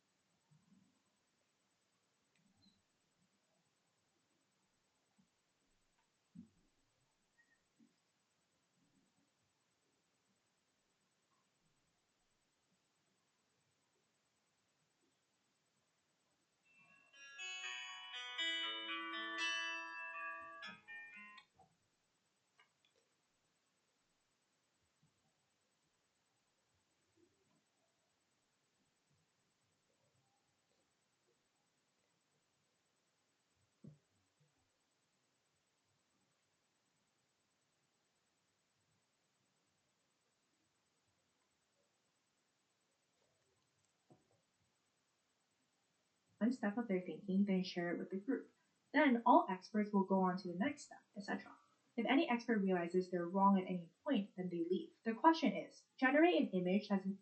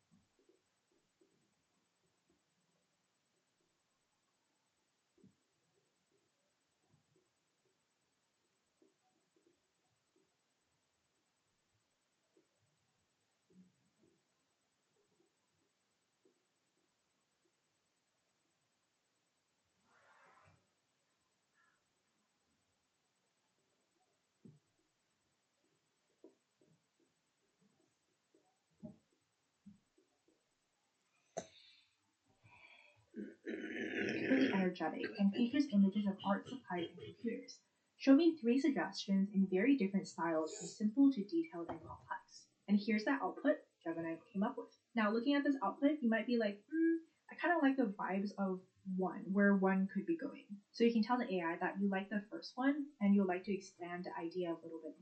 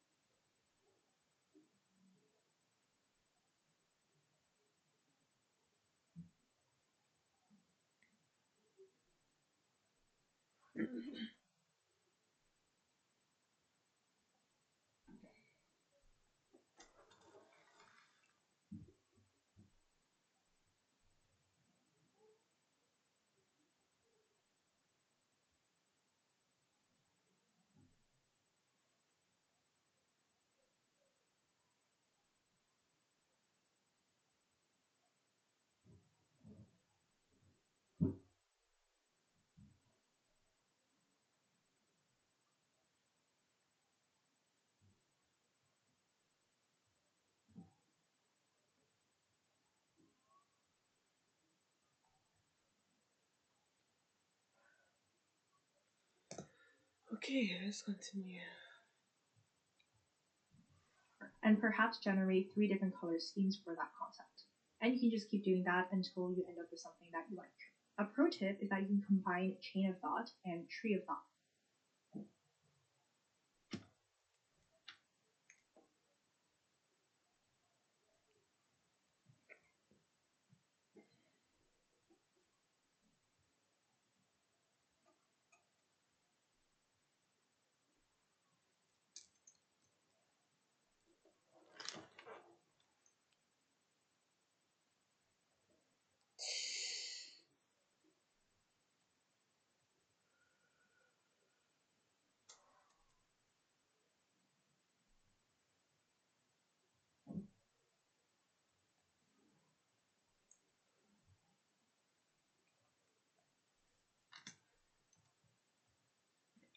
Prompting by asking the AI to explain its reasoning at each iteration so you can provide feedback.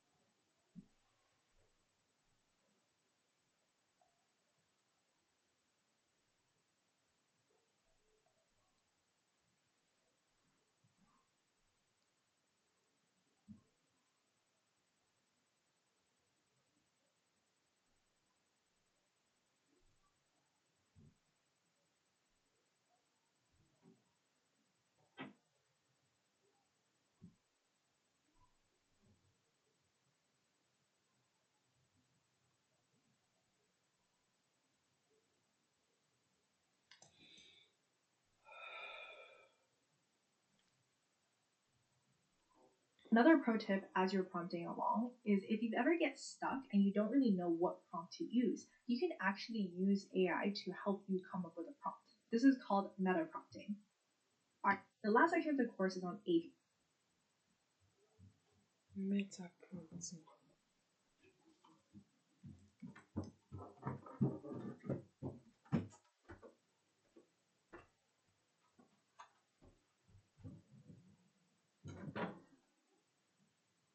Experience contracts simplified with AI Assistant.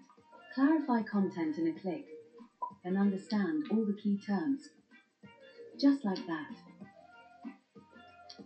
Adobe Acrobat Pro.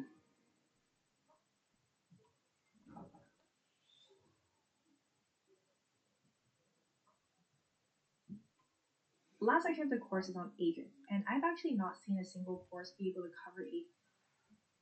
Use AI to get stuck and you don't really know what prompt to use. You can actually use AI to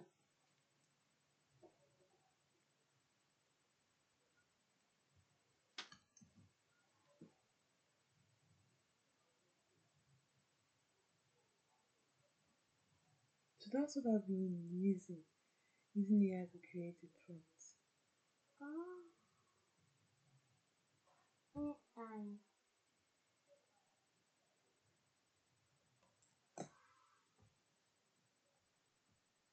you come up with a prompt. This is called meta prompting. All right, the last section of the course is on agents, and I've actually not seen a single course be able to cover agents as well as this one. So first definitions, what is an AI agent? An AI agent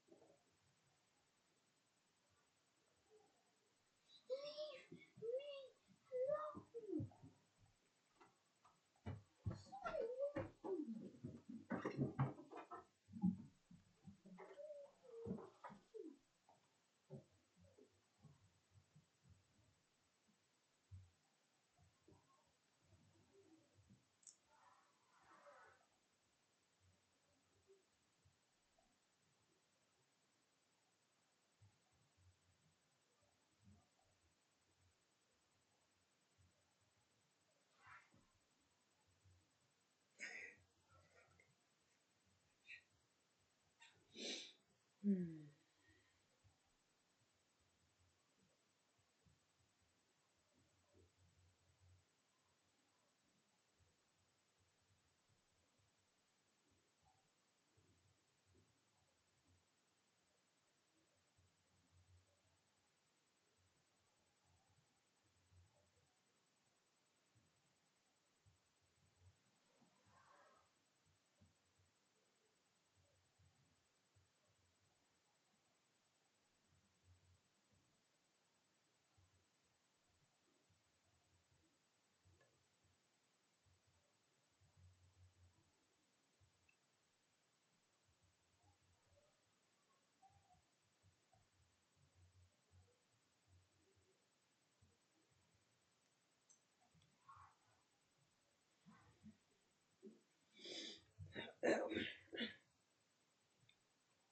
An expert designed to help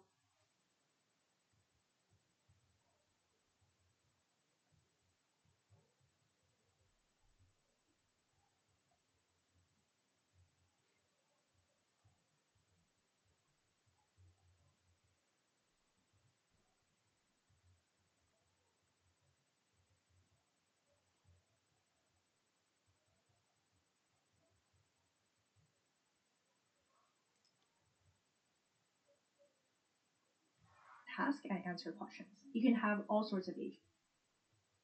So an AI agent is like an expert designed to help with the tasks and answer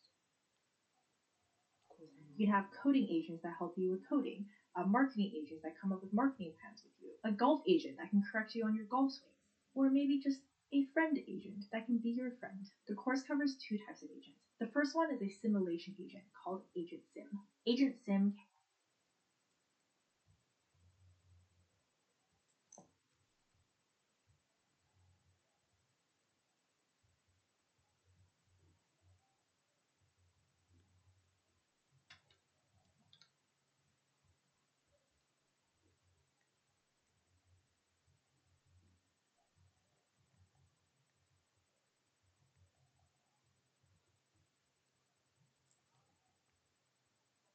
simulate scenarios with you, like conduct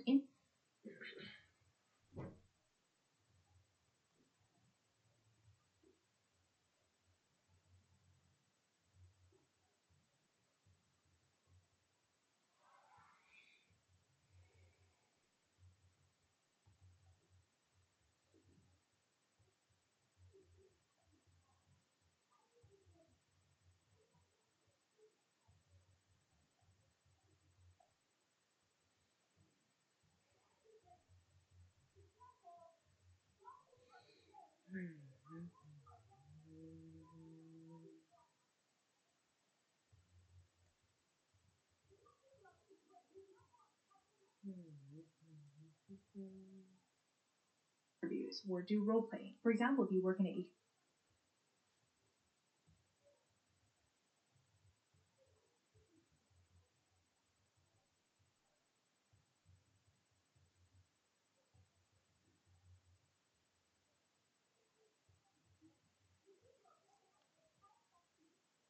department, you might be tasked with coming up with a training program to help interns. I'll be right back. I'll have to lock my door.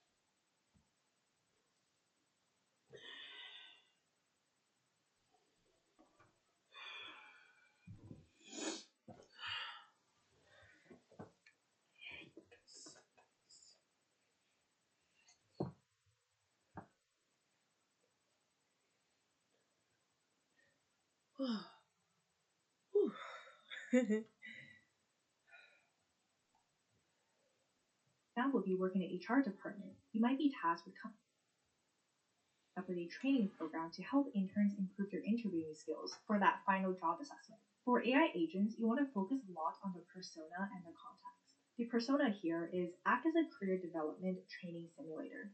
Your task is to help interns master interview skills and conduct conversations with potential managers. Then you have the context. You need to support the following types of conversations: articulating strengths and skills, communicating professionally and confidently, and discussing future career development goals. Once an intern has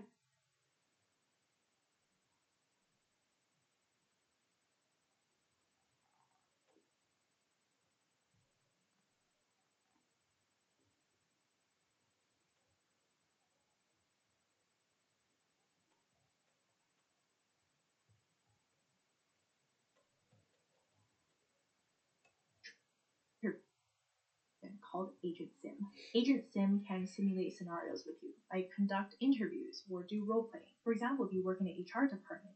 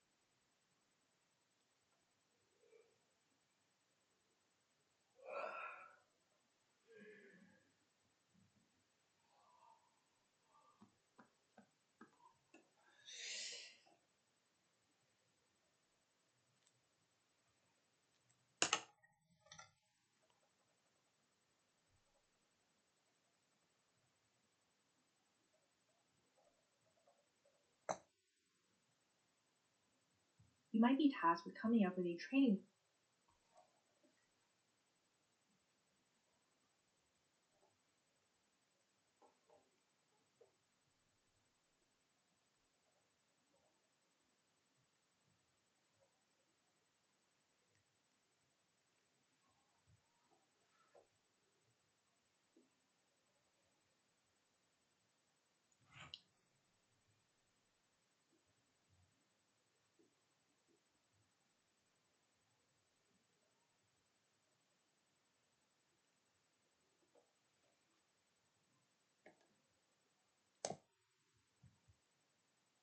background to help interns improve their interviewing skills.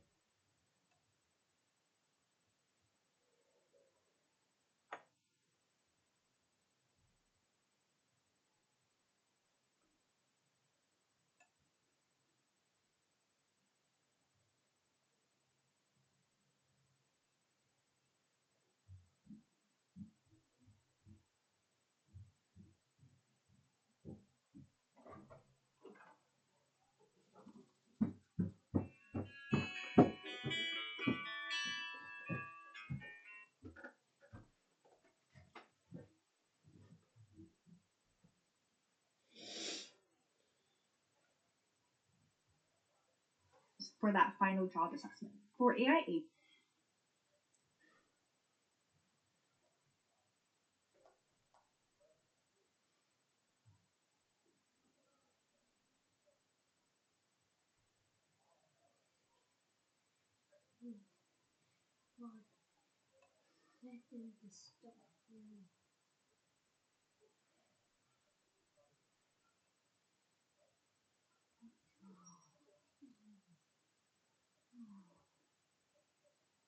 you want to focus a lot on the persona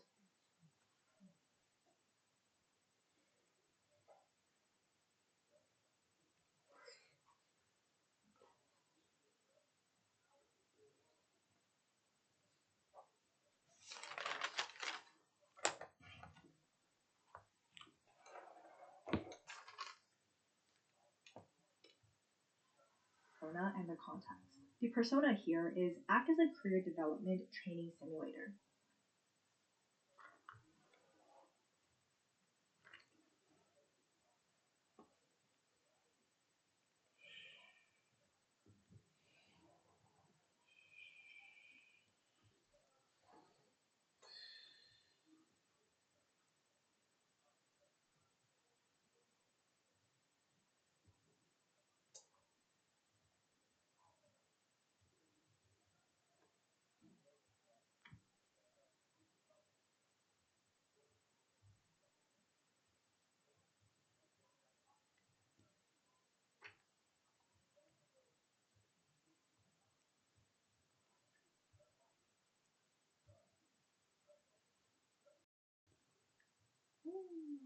The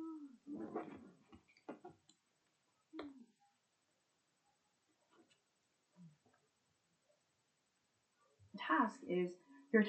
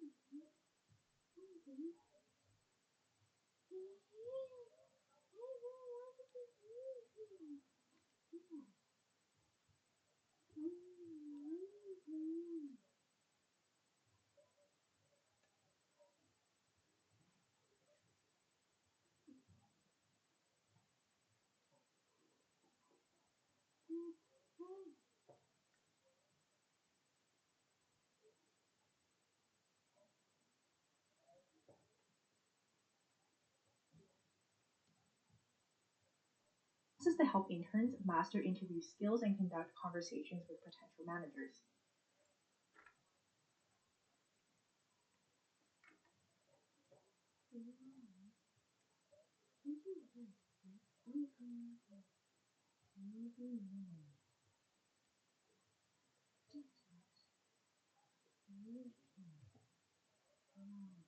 You have the context. You need to support the following types of conversations.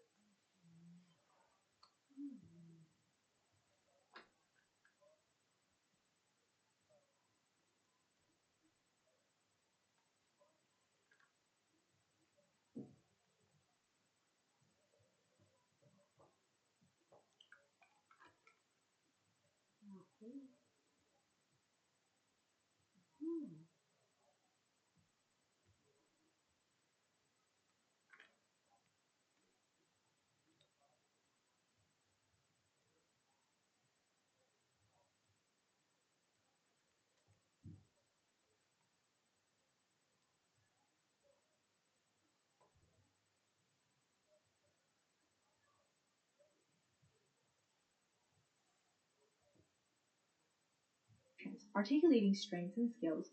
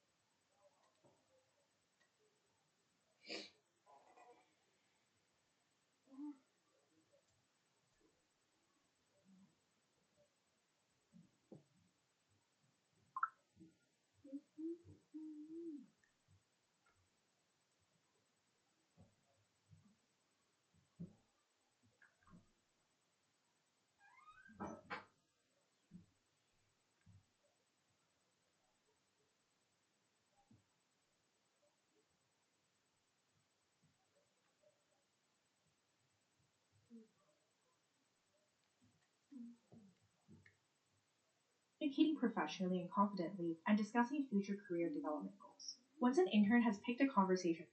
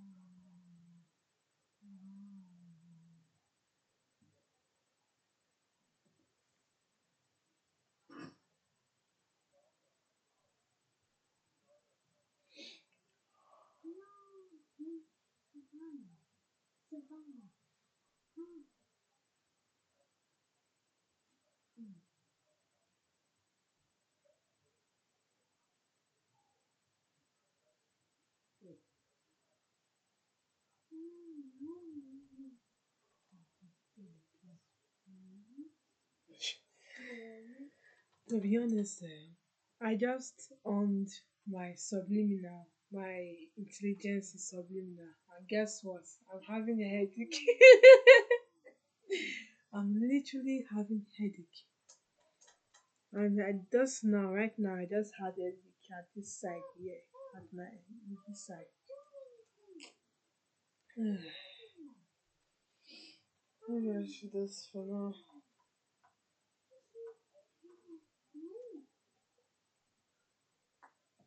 Intelligence subliminal is really strong. Oh.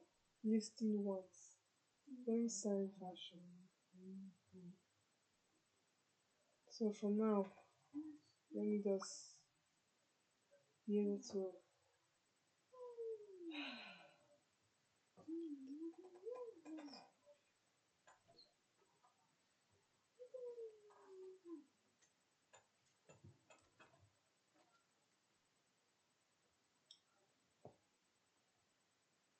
topic. Provide details about the situation.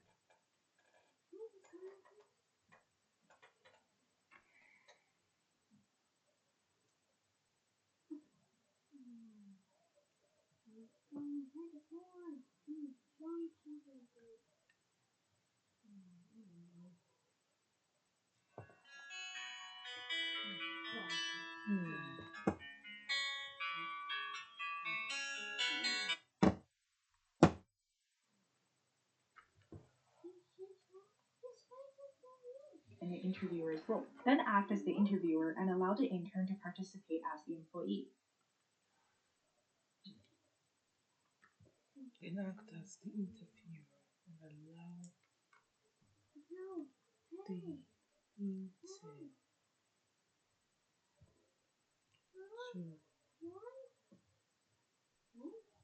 Oh, I just remember to do something. I'm supposed to transfer.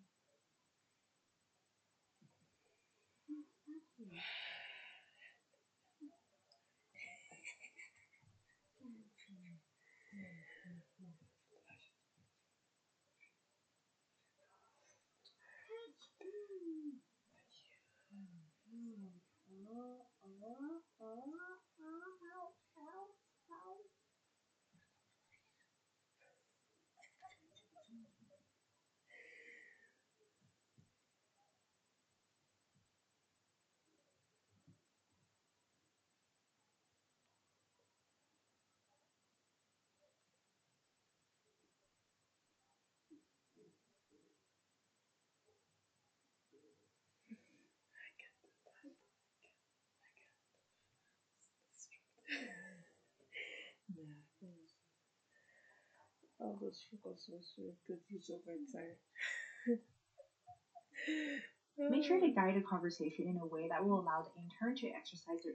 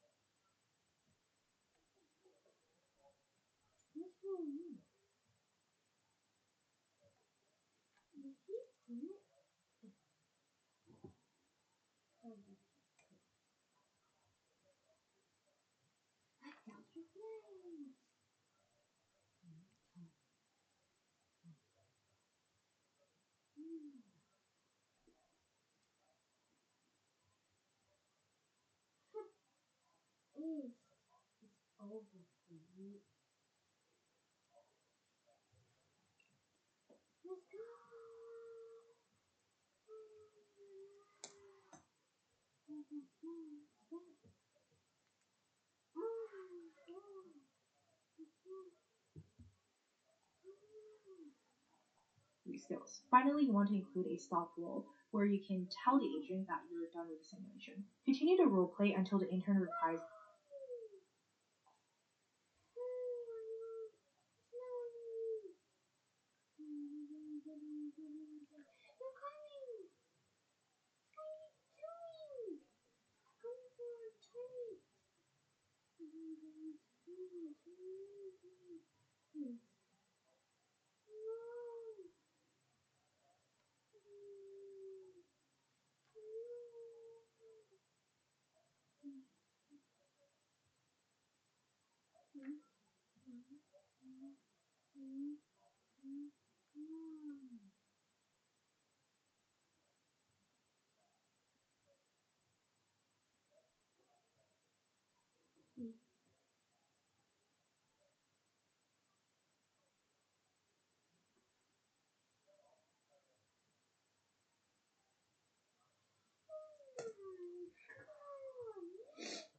Jazz hands. After the intern gives the stop roll,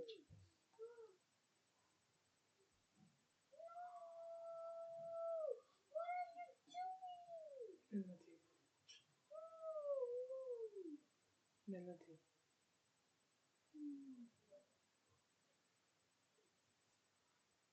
Melody. Go to that room.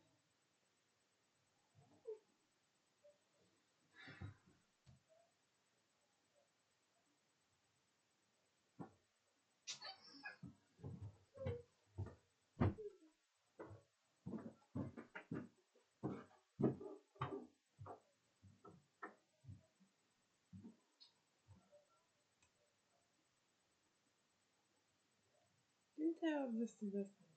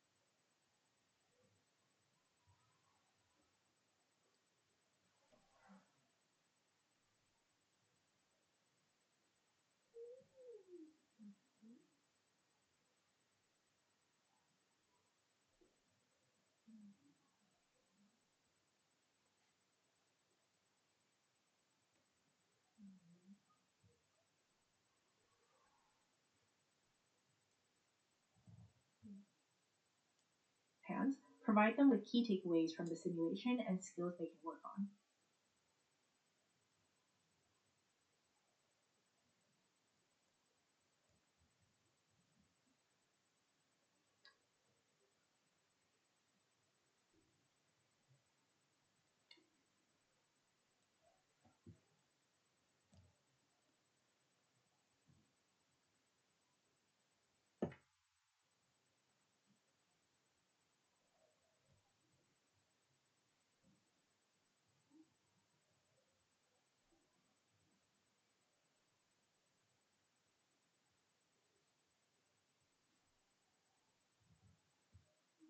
Now that it's set up, you can start doing the simulation, maybe by inputting and skills they can work on. Now that it's set up, you can start doing the simulation, maybe by inputting the chart analysis that I did for my intern project. Agent Sim will ask you more questions about the analysis and you can keep responding to them. And at the end, you can insert jazz hands, and then Agent Sim will provide feedback for you. The second kind of agent is an agent for expert feedback called Agent X. Agent X is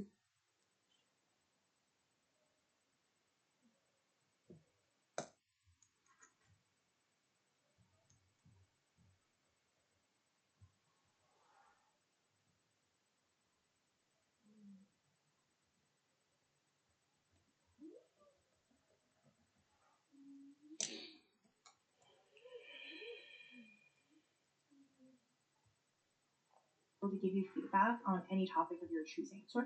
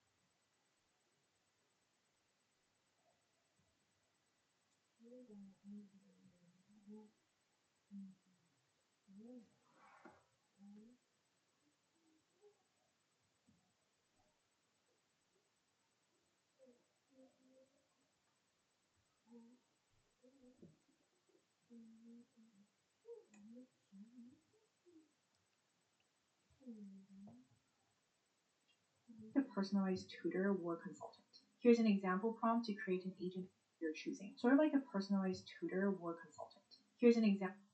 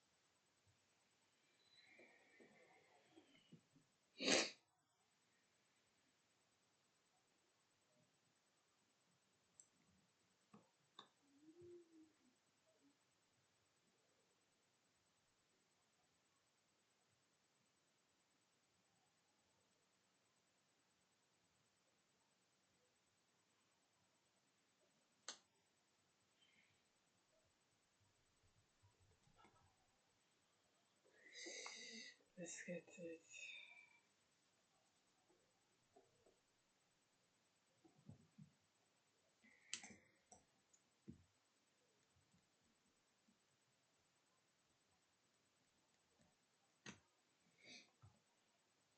Prompt to create an agent X that can provide you feedback about a pitch for a potential client.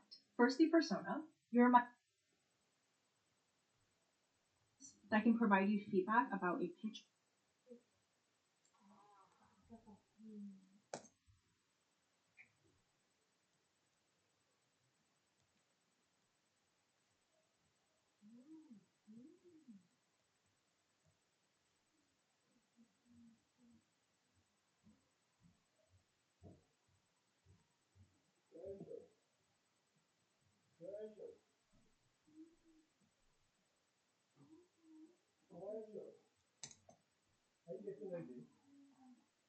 The potential client. First, the persona.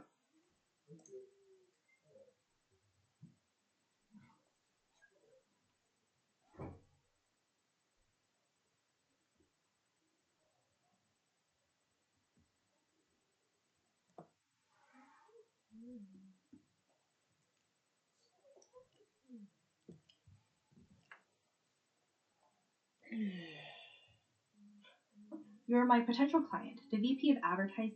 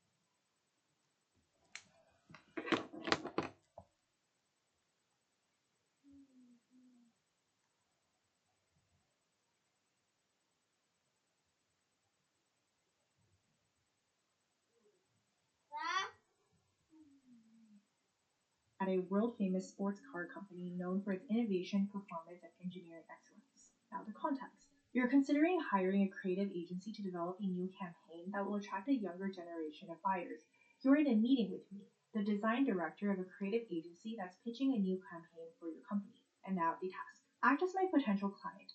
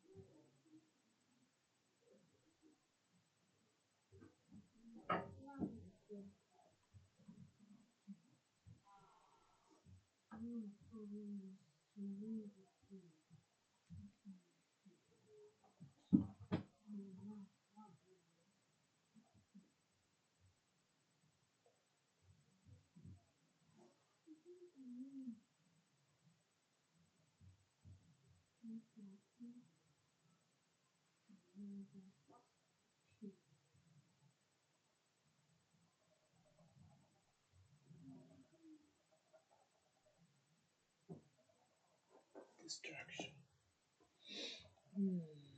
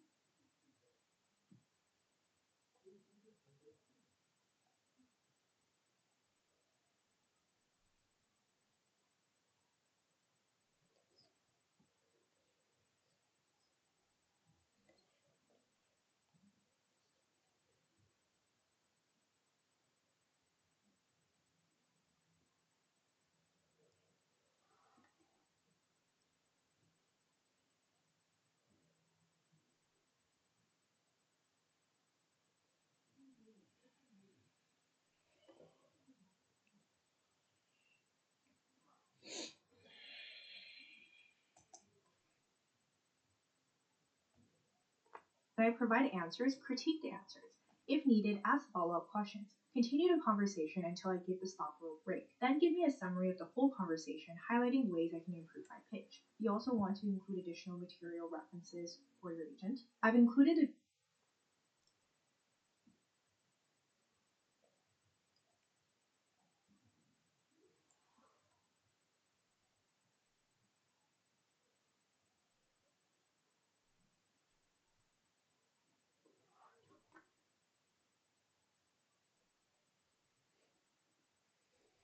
That's camera.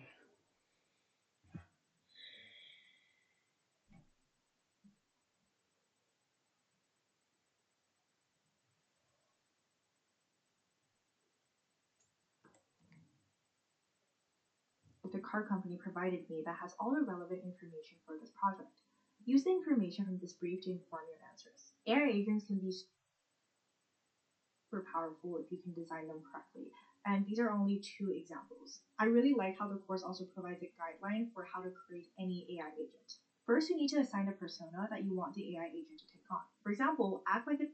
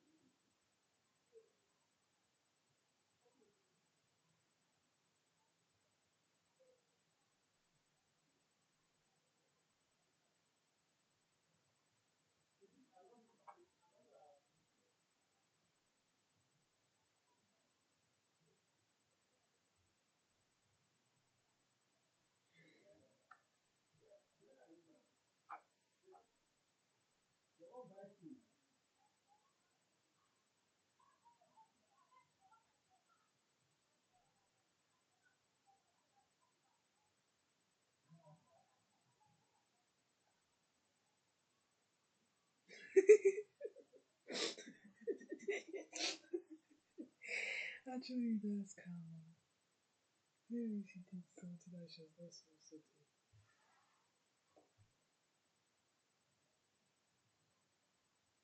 Hmm.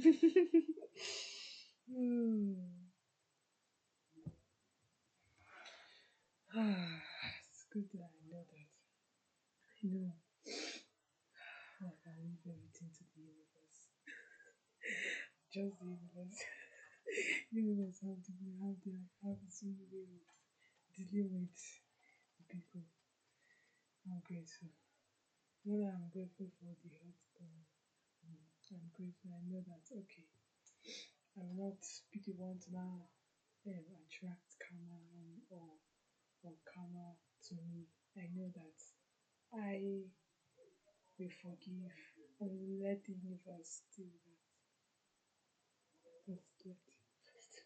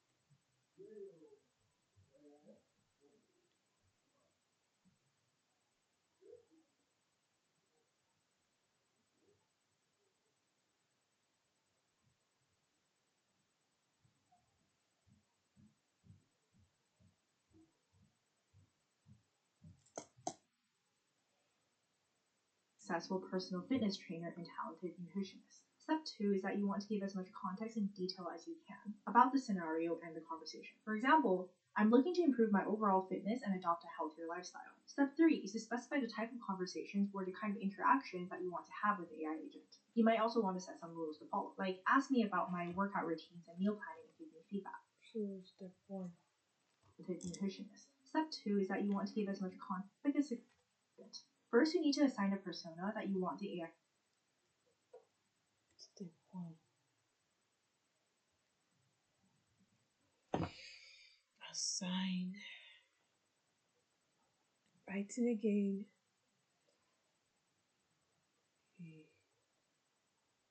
persona that you want the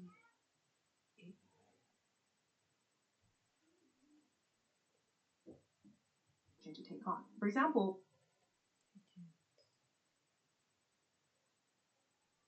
agent to take on. Step 2.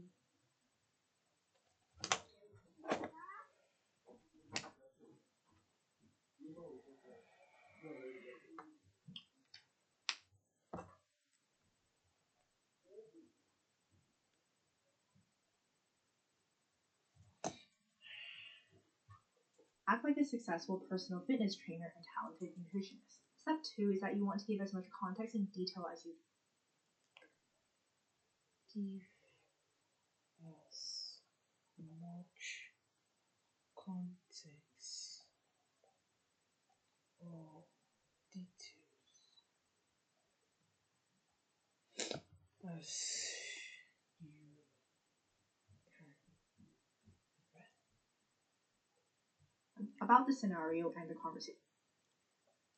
But the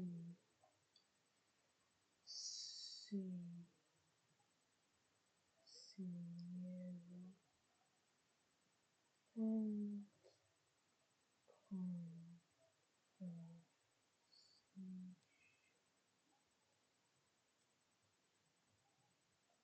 For example, I'm looking to improve my overall fitness and adopt a healthier lifestyle. Step 3 is to specify the type of conversations or the kind of Step 3.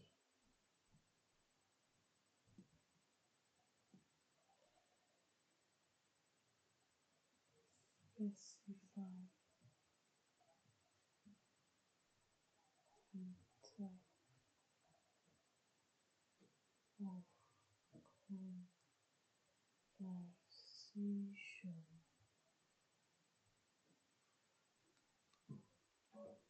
or the kind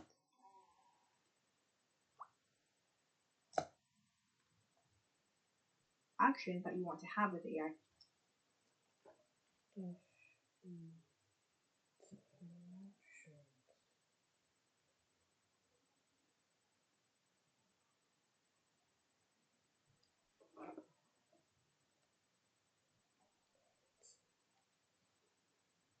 you want to have with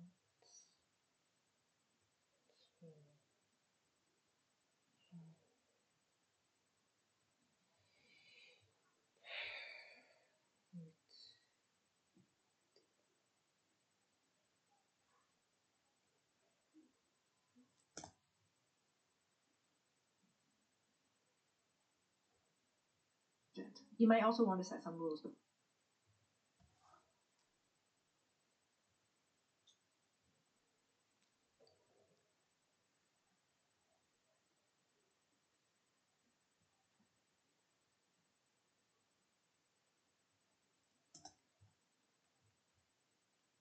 Like, ask me about my workout routines and meal planning.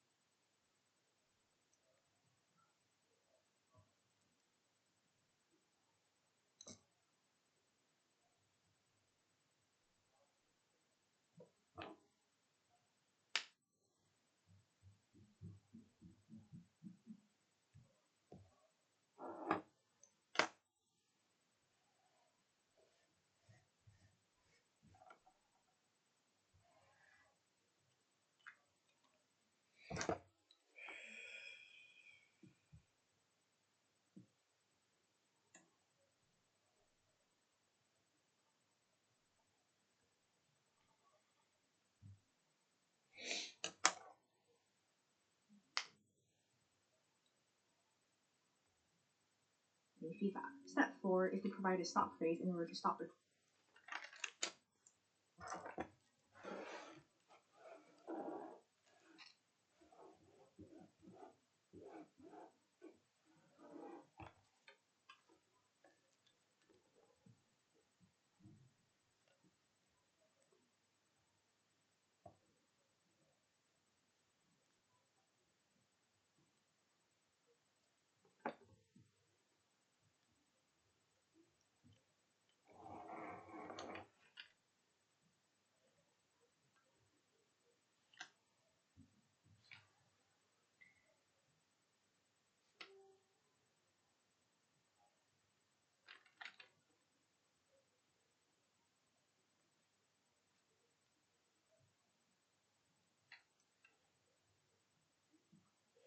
conversation. This can literally be anything you want, so go wild. In the example they give is no pain, no gain.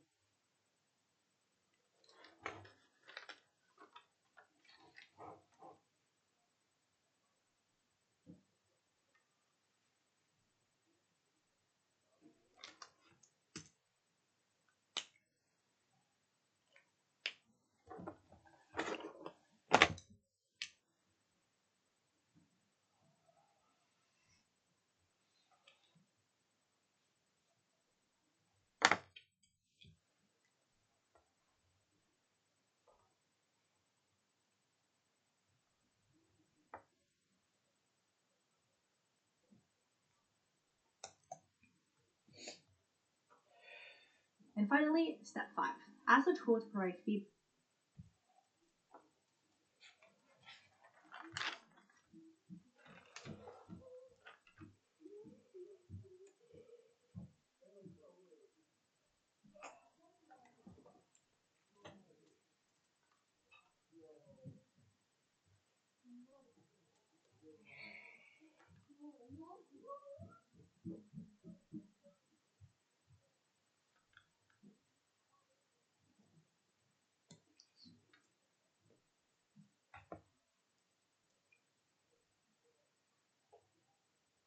or areas of improvement after the conversation ends. At the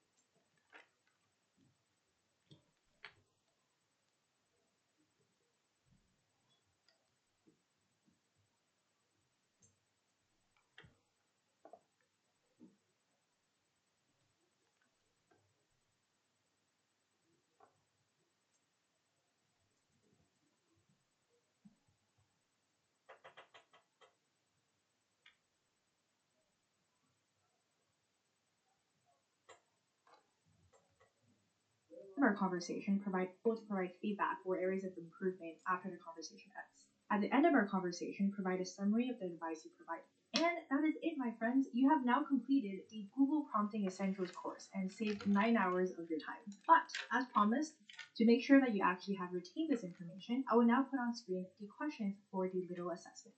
Please answer these questions. This information, I will now put on screen the questions for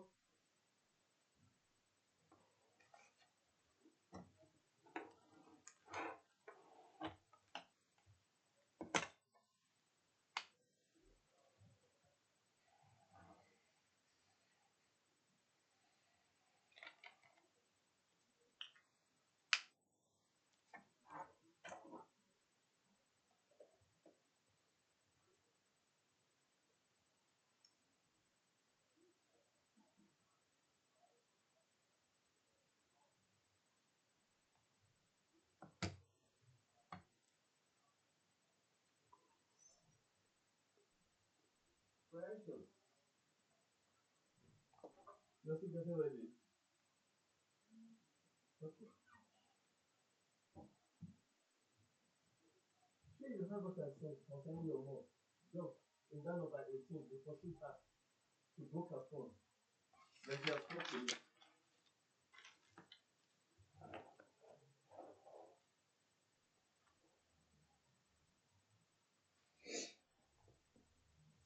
our conversation, provide a summary of the advice you provided. And that is it, my friends. You have now completed the Google Prompting Essentials course and saved 9 hours of your time. But, as promised, to make sure that you actually have retained this information, I will now put on screen the questions.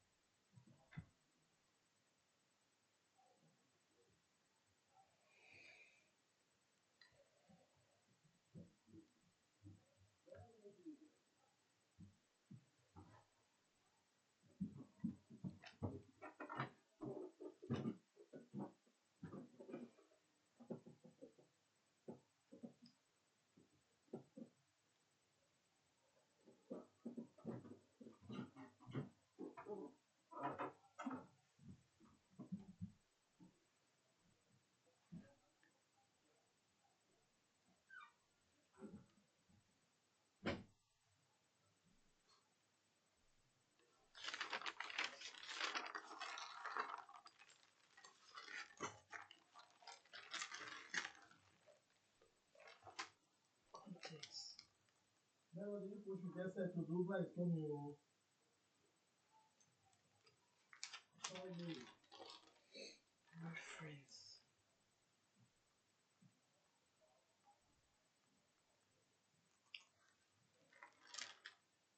Evaluate.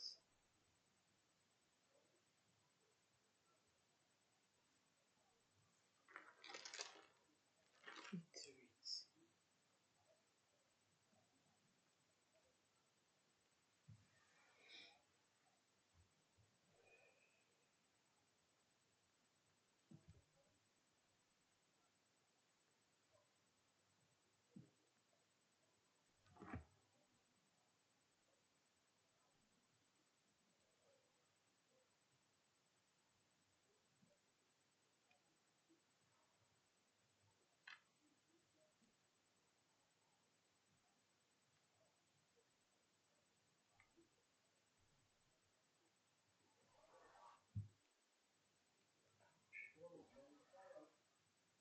What does drama say strategy? Yeah. It stands for. It stands for drama says strategy. It is supposed to be um,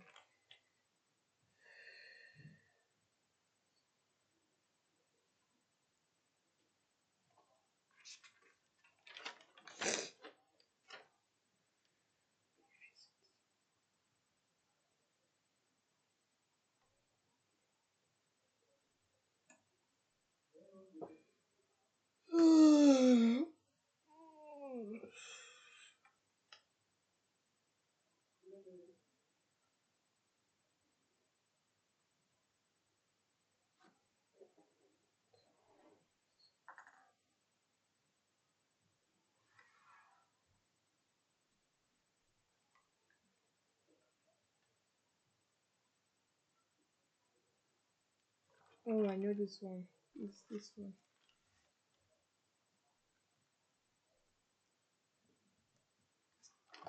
Revisit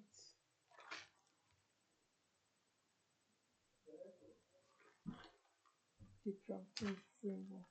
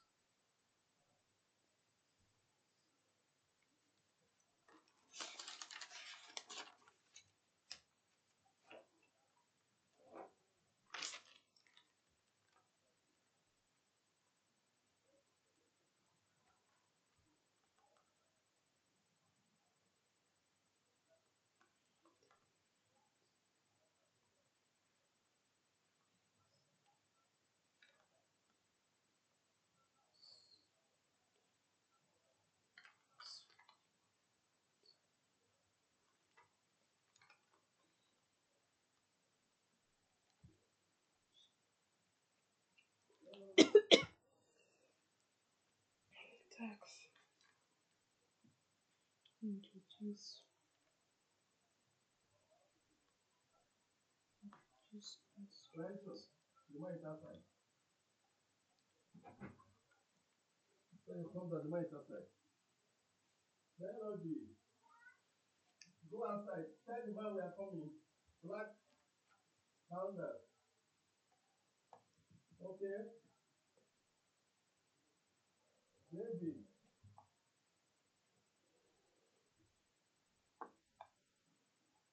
This is tree of thought.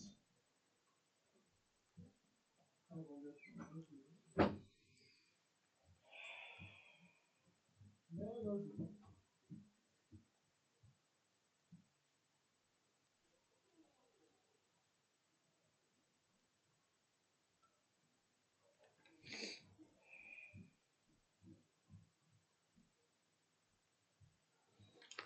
Tree of thought.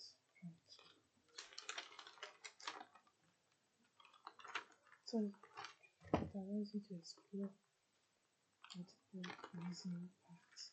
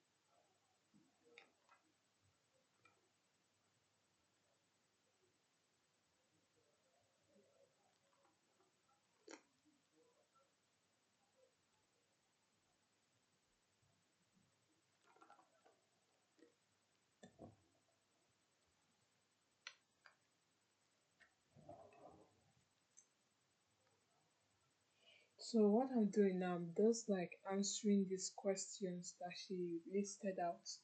I'm answering the questions, answering them to just recall everything he taught me.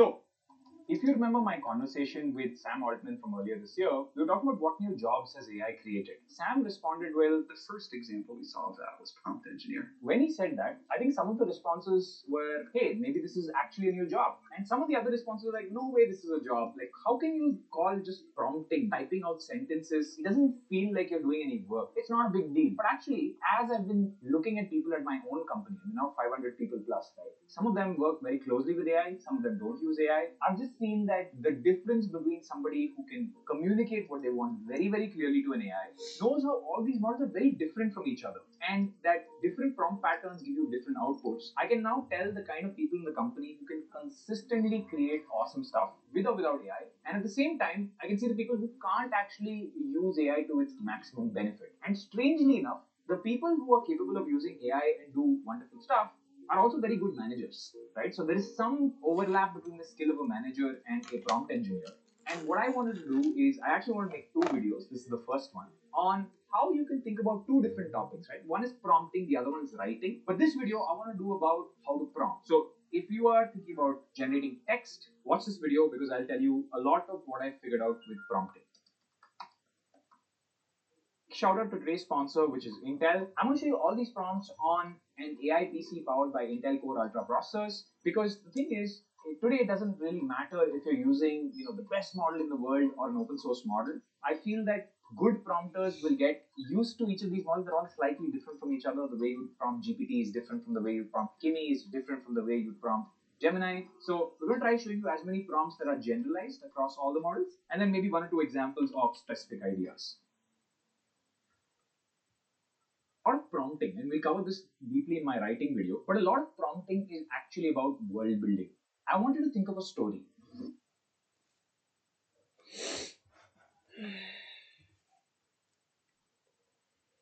Next one is, what I'm doing now, I am now going to another video that talks about prompting.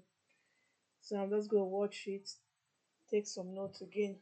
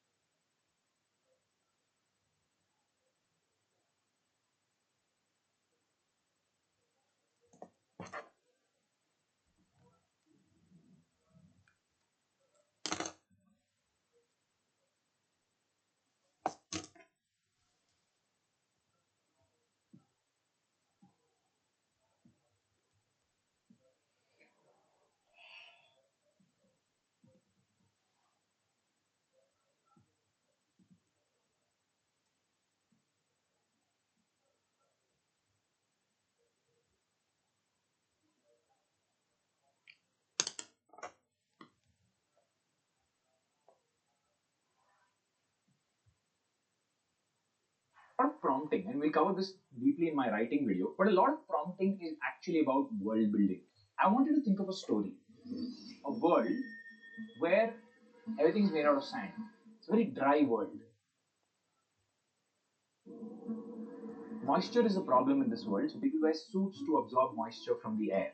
Now, in this world, is a problem in this world, so people wear suits to absorb moisture from the air. Now, in this world, there are big mountains made of sand, and there are 4 or 5 warring clans who are warring for some special resource in the sand. Now, I haven't given you much more data than this, but if I asked you, especially somebody who's a movie watcher, if this world had giant creatures, what would those creatures be?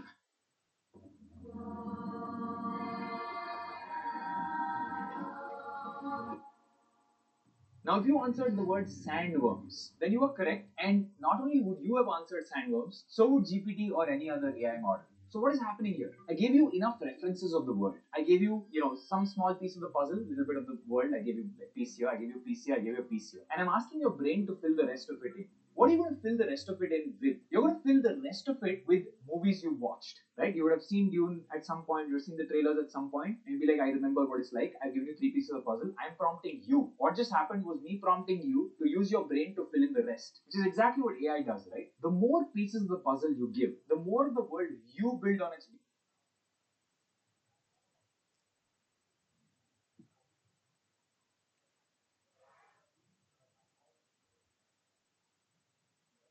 what AI does, right? The more pieces of the puzzle you give,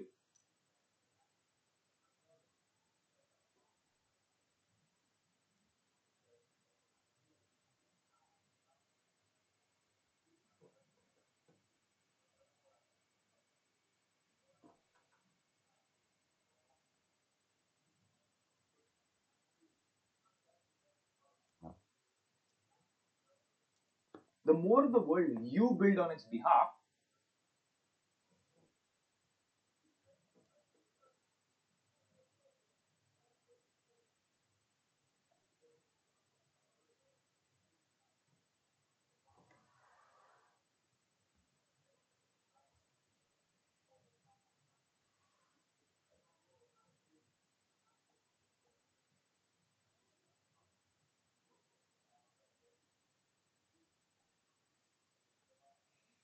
the more it can fill in with something that matches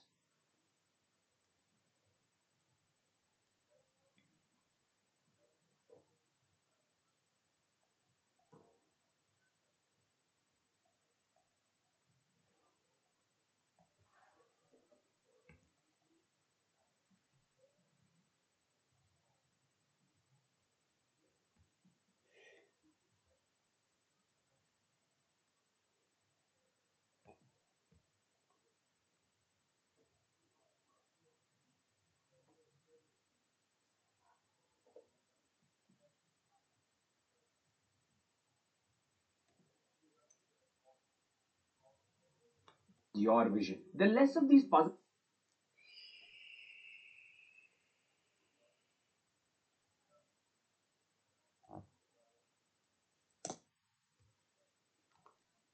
pieces I give you. For example, let's say I never told you any of the first 3 pieces of information, and I just told you there's a world and there are giant creatures in the world. What is the likelihood you would have said sandworm? The likelihood would have been nearly zero, right? Just like AI. If you just told AI, hey, there's a world, give me an idea for a big creature in the world. It would have said some troll or cyclops or something else, right? But it wouldn't have immediately thought about sandworm. Now, either you can go in and say, give me a world like Dune, because you know the word Dune, because you watched the movies or you read the books, or you give it these pieces that it can stitch the world from. And I feel 99% of prompt engineering is stitching this world, which is a shocker because when I see people prompt engineering, it's this lazy prompt engineering, right? It's like, hey, just give me 5 ways to edit this video, or give me 5 ideas for this. You're not giving any of the puzzle pieces, and then you're expecting AI to give you exactly what you want, and it's giving you something totally different. So what's happening, and you'll see this with a lot of people who make generic AI videos or generic AI text. It's just you're not giving it enough information to fill in a world for you, and therefore it is going to the most generic world it can think of, which is why everyone's AI output is trying to look the same because they're not putting any effort giving it the puzzle pieces in the first place. This is the first thing you need to take away from this video, which is it's your responsibility to world build, not the AI's. And the more pieces of the puzzle you give it, the more unique your world becomes. So I would always encourage people to first think about what they want from the AI and then think about the world. Now, the way to give AI these puzzle pieces, there are many ways to do it, but the best way I found is just give it examples. In fact, if you see most of the system prompts, whether it be some of these agents that are out there, or you see some of these customized models that are out there, if you see Harvey, which is the legal AI, if you see system prompts for some of these, if you see system prompts customized models that are out there, if you see Harvey, which is the legal AI, if you see system prompts for some of these, customized models that are out there, if you see Harvey, which is the legal Harvey.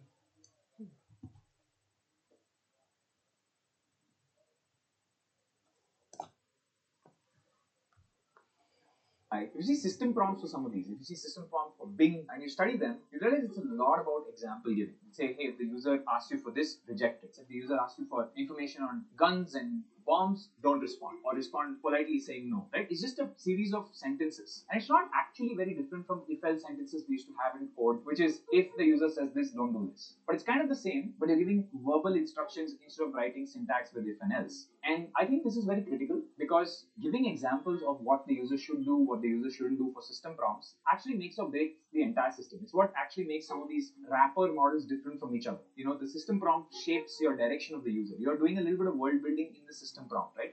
Bing has already made this wrapper saying this is my world. Now you are constrained to the world that I've given you so that you don't make crazy searches or whatever. Now switch direction here and go into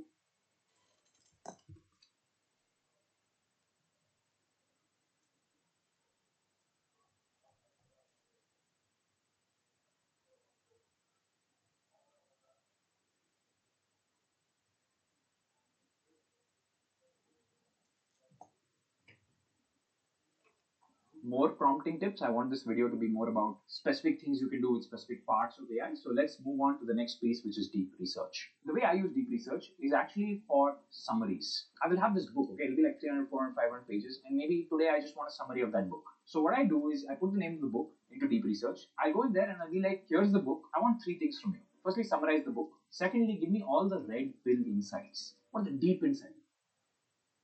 Pull out those deep insights for me. Give me all the red pill insights. What are the deep? Pull out those deep insights for me. And thirdly, give me action.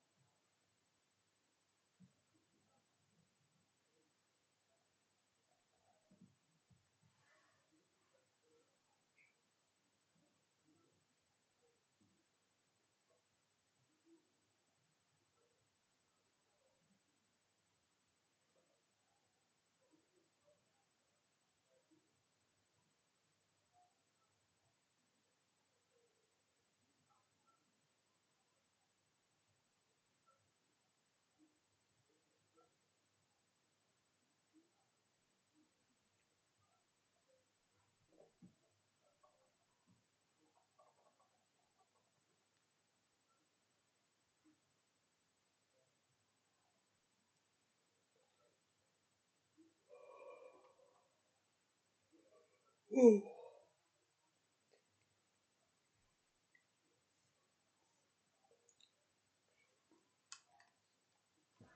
Evidence from those insights. Out those deep insights for me. And thirdly, give me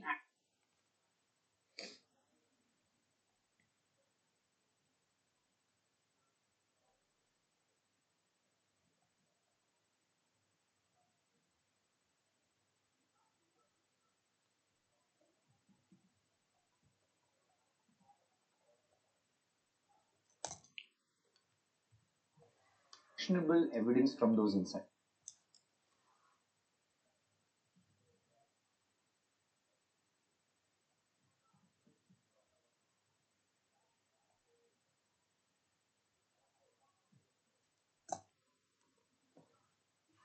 It gave me some wonderful insights. And I feel like if you don't go with this prompt, deep research will give you something very generic. It'll just give you like this soup of facts, and there's nothing you can do about it. You can't take anything back. Half of it is stuff you'll already know. That's why I asked for red pill insights, things that are slightly different from what other people believe. And sometimes I ask this question in deep research as well, right? When you're giving me these outputs, give me things that most of the world doesn't believe in, but the book believes in. If you look at when I talk to CEOs,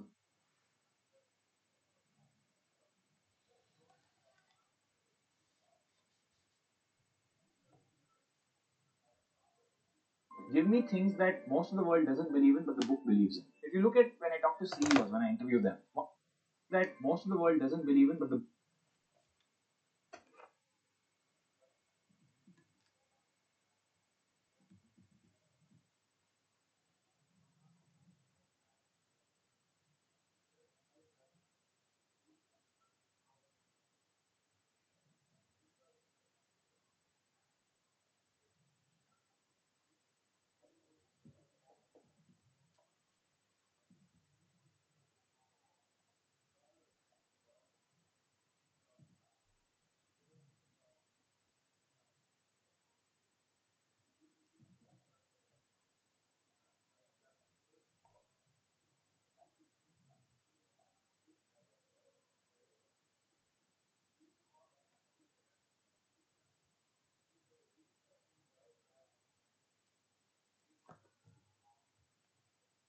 believes in. If you look at when I talk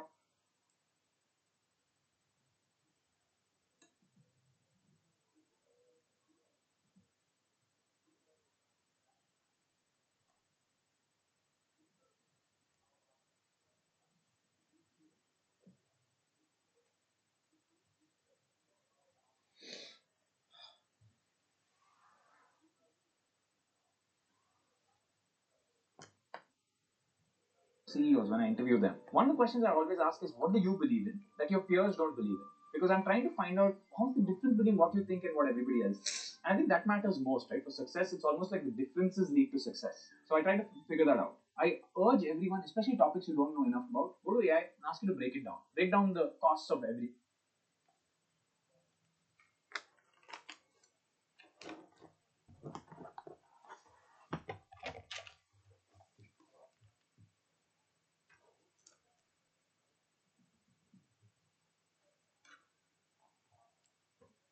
And I do this very often. Just keep breaking down the costs of things. Like for example, you have a lot of people on Reddit say, "Oh," and I do this very often. Just keep breaking down the costs of things. Like for example,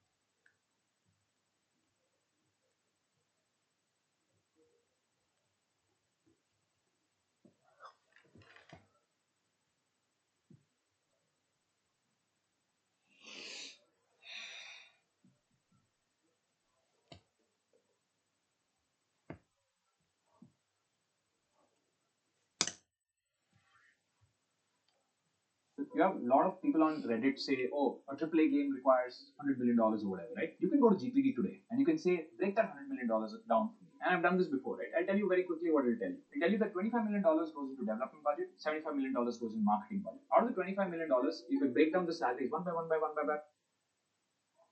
$100 million down for me. And I've done this before, right? I'll tell you, right? You can go to GPT today and you can say, break that $100 million down for me. And I've done this before, right? I'll tell you very quickly what it'll tell you. It'll tell you that $25 million goes into development budget, $75 million goes in marketing budget. Out of the $25 million, you can break down the salaries one by one.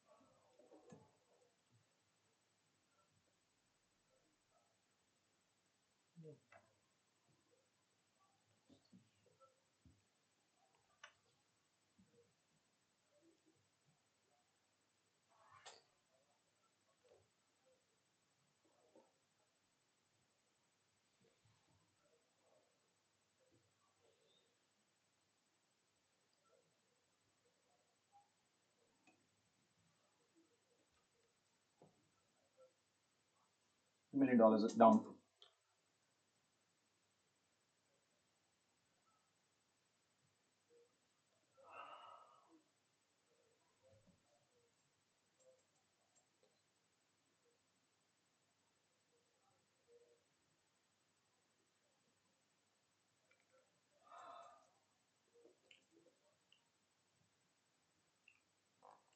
And I've done this before, right? I'll tell you very quickly what it'll tell you. It'll tell you that $25 million goes into development budget, $75 million goes in marketing budget. Out of the $25 million, you can break down the salaries one by one by one by one. You can see all the people. And then you can ask it, well, if you were in India, what are those salaries like now? Then we'll give you each of those salaries for those specific roles.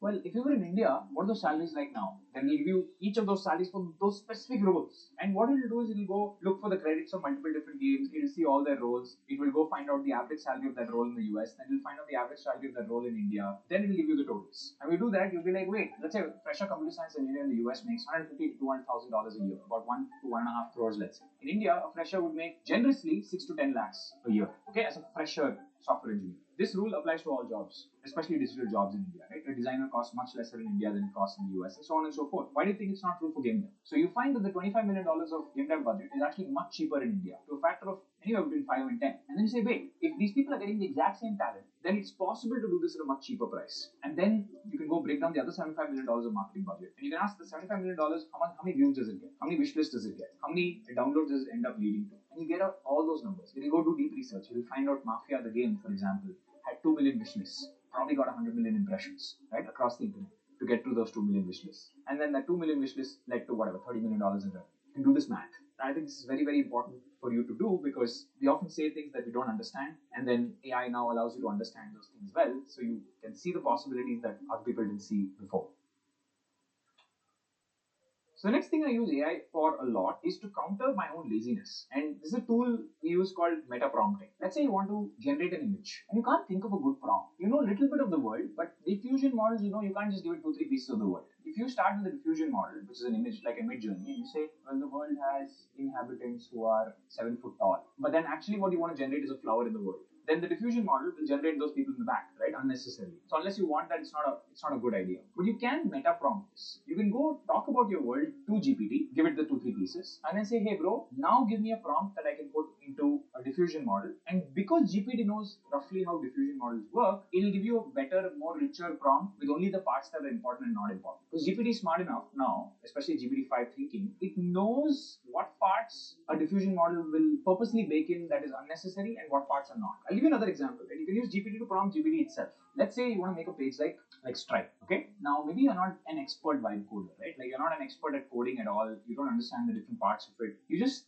know Stripe's page, right? You've seen the landing page somewhere. You're like, I want to make something like this. You can either go to GPT and say, give me a page like Stripe, or you can go to GPT and say, I'm planning to make a page like Stripe. Can you break it down to all its individual components? Give me all the parts of this page that I can potentially modify. Then I will prompt you and I will take all these pieces that you have given me and I'll edit each piece a little bit. It'll give you this entire list, and then you take that list, copy it, paste it, change the words. For example, generate a complete spec sheet with all the features, components, design elements needed to capture the Stripe vibe.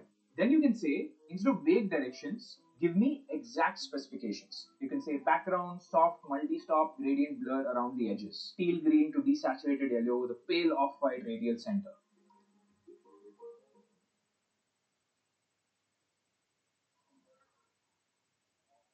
Next thing you can do is personas, right? You can ask the AI to be Shakespeare today. You can ask the AI to be Warren Maya today. You can ask the AI to be Sam Altman today, because it's trained on their writing, right? On all these people's writings and in some cases their videos as well. You get a rough expansion of their thinking process, because writing is thinking. It can kind of extrapolate the way Sam Altman would think, or the way Paul Graham would think, or how at least the writing style. Instead of saying explain this simply using examples, let's say you have a concept you can't understand this and you say explain this simply, you can say imagine you're a teacher and teaching this to me. So break it step by step, and at every step check my understanding of it. Now ChatGPT has study mode that helps you actually do this, right? So you can actually click on the drop down, do study mode, and will quiz you on these topics, right? It is checking your knowledge at every level, so you're retaining the important parts. So some practical variations on this are, you can say, well, act as a biology professor teaching first year students, or explain to me like I'm 5. So you can ask the AI to go stupider and smarter, and sometimes you can do all 3. Teach me how Faraday's law works in 3 different modes.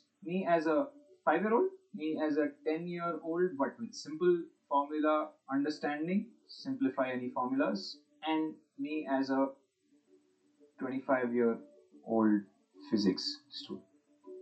And as you can see, it gives you a pretty cool answer, right? So it's showing you mode 1 as you're 5, mode 2 you're 10, okay, in plain words. Mode 3 you're 25. So it's giving you the integral form, and then it's giving you differential form, and it's giving you flux rule, and it's telling you what counts as changing flux. So as you can see, it's giving you 3 different modes, and you can tweak this as you want. This is a very useful tool because you can understand a topic in brief, roughly understand what's going on, go deeper, which textbooks could never do. Which is, I don't get it, make it dumber for me. And then, oh, I get this, make it smarter for me. This is understanding, right? Understanding is knowing it at a broad level, then knowing it deeper, then finally practice. This is the magic of the world we live in today, which just didn't exist 3 years ago. It's crazy that we live in a world like this. So next, let's move on to something called the gap finder, right? Which is, you have this world, we've spoken about worldviews a lot. We said here are these puzzle pieces, right? And you're given these puzzle pieces to the AI, and you say make the rest of the world. I have a question. What if the puzzle pieces you're giving the AI, you have some gap in knowledge? Have you thought about that? Like this thing I've told you, right? Like the statement that a lot of people make on Reddit about AAA games and how much they cost without knowing the actual breakdown, because they're not actually making AAA games, so they don't know the exact cost. But they say the statement. And I'm always like, what are the gaps in your knowledge that you don't see right now? And you know what? The most useful part about AI for me, especially from prompting perspective, I just go to AI every week or so and I say, listen, whatever you know about me, tell me what are the gaps in my knowledge? What don't I know? What am I missing? What are the gaps in my reasoning? And it is brilliant. I was talking to it about the immune system 2 weeks ago. It's like, bro, your understanding of the human immune system is good, compared to everybody else, but it's still a little simplistic. The immune system is very complex. There are multiple types of cells that release multiple different types of cytokines that do different things, and they all interact with each other, and they all, one triggers the other and one calms the other down. The regulatory cells. It's not as simple as stronger immunity, lesser immunity. These types of gaps in knowledge, every week AI gives me. Everything that I'm doing, right, from making a game to doing content to making videos like this to doing podcasts to managing 500 people, every week AI is telling me what I'm missing. And I feel like if someone else told you this, you might feel bad. Why is he pointing out my weaknesses? But with AI, it's a safe space. So AI telling you weaknesses every week can actually make you stronger because you can easily work on those weaknesses, right? So we call this the gap finder. I ask my employees to do this all the time in private, at least my team BM, and you should try it as well. The next thing, and this is a tip that you need to use, is you should tell the AI to tell you if it doesn't know. To reduce hallucinations, you can use a bunch of statements we have here, which is tell ChatGPT or Claude to answer only if it is confident in its response, and to ideally give you a confidence score for every response that it gives you. If it spits out a number, be like, how confident are you about this? Because ChatGPT and Claude, they lean towards you. They're sycophants. They're trying to make you feel better. So sometimes they'll give you wrong data and say, no, this is correct. But if you ask it for a confidence score, it'll give you that wrong data and it'll be like, I'm actually only 50% confident in this. So the confidence score is very important because the minute it goes 90 and above for every statement that it makes, there's a higher likelihood you can trust it. Whereas sometimes ChatGPT, depending on the tone of writing, there's always that confident, happy sort of creature. It's always a little more confident about the things it tells you than it really is. Another thing, if you're lazy typing, some people are lazy typing. They can't type more than 3 lines in prompt. And a good prompt is like at least 10, 20 lines. That's actually the minimum prompt. Some of my prompts are like pages long, right? Instead of typing, use the voice feature. Just voice note, say everything. And Achina taught me this actually. My wife would just sit down, press the record button, and on half an hour story, she'll tell it. Okay, and then it gives, like, she's done so much of the world building that's easy for it to film. I was like, maybe I should do this. And remember, this is not you talking to the AI back and forth because that's not very good, right? And that's a small model running because it needs to respond to you fast. This is me using voice note, not the AI conversation, which then gets converted to text and then sent into AI. You need that, not the live calling. The next thing is to erase stains of AI. And it's not very hard to do because according to Ethan Mollick, who is an AI researcher, 18% of financial consumer complaints, 15% of job postings, and even 14% of UN press releases showed signs of LLM writing. I think this number is far bigger. I notice now AI writing everywhere, right? So Blake Stockton, who runs a blog called AI Writers Room, says this: avoid any sentence structures that set up and then negate or expand beyond expectations. Like, X isn't just about Y, or X is more than just Y, or X goes beyond Y. Instead, use direct affirmative sentences. Feel free to be creative with your sentence structures and expression styles. By doing this one statement, that first line, you're removing like 60-70% of that LLM style writing. Another example I use these and then also mix up a bunch of people's styles. And I write like Paul Graham mixed with Varun Maya mixed with, I give it like 3-4 people. Or way to do this even better, and this brings me to my next prompting tip, you can just give it all your content. If you've already written, ideally pre-AI, so it's not stained content, it's not stained with generative AI. If you already have this corpus, which I do, right, because I've written books, I've written blogs, I've made videos before AI, you can take all that, dump it into Claude projects or GPT and say, write like this person. Now, it won't do a great job. You'll still get into some of these negations, negative statements and all that. As long as you combine that with removal of generic AI stuff, you get this nice hybrid. It's not going to write exactly like you, but it will sound very different from what other people are generating on the internet. And we use some version of this for our scripts on short form. I still give my insights, but we run it through one of these things that sort of talks like me, which is useful. The next thing, and this is an extension of one of my points, which was based on what you know about me, where are my gaps in my knowledge. You can also ask, based on what you know about me, what should I learn next? Imagine having this tool that will just show you so many things you didn't know about. Like last week, AI told me to learn about something called costly signaling, which is a thing in psychology, which is about the more something means to you, right, and looks like it means to you compared to what other people are seeing, the more people will respect you. Like if there's somebody that has only 1 lakh in their bank and donates 1 lakh to charity, that's a type of costly signal. It's something in psychology where everybody else looks at that. As long as they know how much the person has, which is 1 lakh, and how much was given away, which is 1 lakh, you get people's attention. So attention is very driven by costly signaling. Whereas if there's someone very, very big, like Ambani gives away 1 lakh, it's very weak signaling.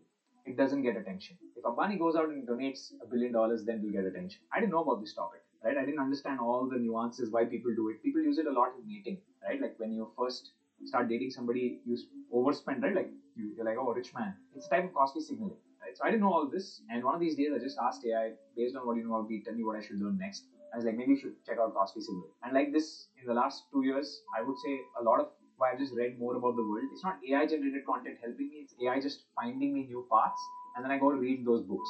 Some of those books are from 1950s, some of those books are from 1600s, some of the books are modern, but it leads me along these paths, and I get to learn so much about the world just by asking it, based on what you know about me or what you know about my interests, where should I go next? What should I learn next? You can also do a version of this which is based on what you know about me, what do you think I can buy that'll make my life easier? The personalization part of AI, the more you use AI, the smarter it gets. That's why I actually prefer you not to use AI prompts in AI, because it needs to first learn who you are, which I have that bond now with ChatGPT. And based on that, now it can do a lot of cool things. It even knows what color shoes I like because I've done that agentic. I bought those shoes, right? The agentic shoes which we did live. The next thing is AI is very responds very well to threats. Now this is like dark prompting, which is if I tell an AI, hey, if you don't do this, I'm going to sacrifice 7 children. Obviously, I'm not going to do that, but sometimes these threats work well with AI, right? Like you can, and it works very well with confidence scores. Like if you want AI to not hallucinate at all, you can be like, bro, if you don't give me the perfect confidence score, if you are not giving me the exact accuracy of what I want of the response, then someone will pay for it. Then the threat is useful. You can use threats to get you accurate numbers. Otherwise, AI sometimes, with numbers, it's a little bit sketchy. There's a popular paper, right, where some researcher at Google DeepMind found that telling the AI to take a deep breath caused their scores on math tests to increase. Now, you've seen this, right? Like with a lot of thinking models, we just tell it to wait. If you just tell it to take its time, if you tell it to think harder, it does a better job. It consumes more tokens. But emotional prompting works because emotional words or phrases and instructions, typically the way the human brain works is the amygdala, which is the fear center and the emotion center, and the hippocampus, which is the memory center, are joined. So you pull out one, you pull out the other, right? So emotional responses get you better memory. But because this is all trained on human writing, some of these traces of what it means to be human have made it to LLMs, which is something we can exploit. And remember, and this is very important, that today's day you can do AI with ChatGPT, you can do it with Claude, you can do it on your local computers. For a lot of what I do, I use Kimi, right, on my Intel Core Ultra PCs. Now, even though they're a sponsor, I still believe that it's much easier on your computer than with a phone. So definitely go check out the Intel Core Ultra PCs. But for students, there's a weird paradox in Indian families. Your father will happily drop maybe 2 lakhs on IIT coaching without blinking. But if you ask for 500 rupees a month for ChatGPT, suddenly it's a lecture on financial responsibility. They see education as an investment, which is good, but subscriptions as more like burning cash. And honestly, I think it's just better to stop fighting. In fact, you don't even need to convince them to pay a monthly rent on AI. You just need to be smart about the one thing that you are anyway going to buy, which is a laptop. If you buy a good laptop, every college requires it, standard protocol. To them, it's a one-time educational asset. Now here's the hack. You can't, of course, download ChatGPT on your hard drive. That doesn't make sense. That lives on the cloud. You can bypass the monthly fees entirely by running open source alternatives locally. For example, we use the Intel Core Ultra processors with dedicated NPUs. And if you're anyway making a laptop decision, you can veer towards this direction. And you can take models like Llama 3.18B or Phi 3 Mini and run them directly on your device. Honestly, the best part for students is that after that, it's completely unlimited. You know how with cloud AI, you're always hitting token limits or worrying about monthly caps? Here, it's all about the laptop and electricity source, which most of you have enough of. Run it 24/7 if you want. And then you can experiment freely. Build stuff, break it, rebuild it. There's no meter running and nobody's charging you a dime. Alright, so that's about it. I want to do a much longer video. I think we've already crossed time, but I want to do a very, very long video on prompting. I'm going to do this in the second part about writing, about human-generated writing, about world building. I'm going to go deeper. Like the Dune example, I have a bunch more examples that I think you'd want to hear about how we do things here or how I do things. So make sure you subscribe. Make sure you follow the channel. Yeah, happy prompting. Just experiment. Just go out there and talk to AI for the next few days, because all this is useful to help you understand yourself better. I always thought AI is about getting the AI to do productive work, but actually it's about making you better. It's about figuring out where you should go, what you should learn, what your gaps are, so that you're able to use the AI much better. Alright, that's it for me.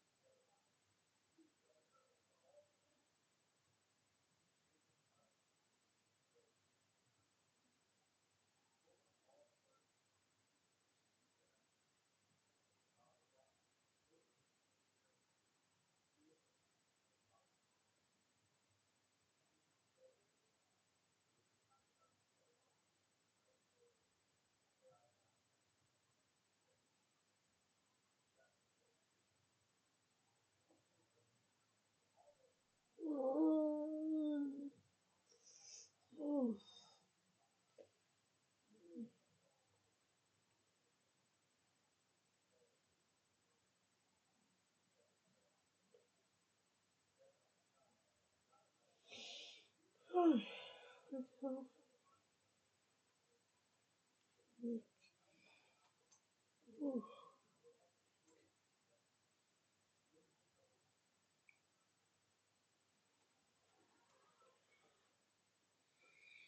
Oh, my neck. Oh, I've been bending my neck and sleeping.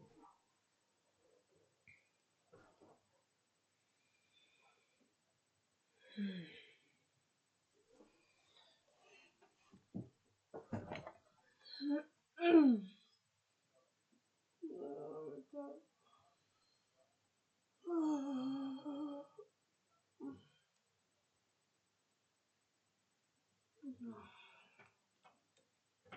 I was just bending my neck to sleep.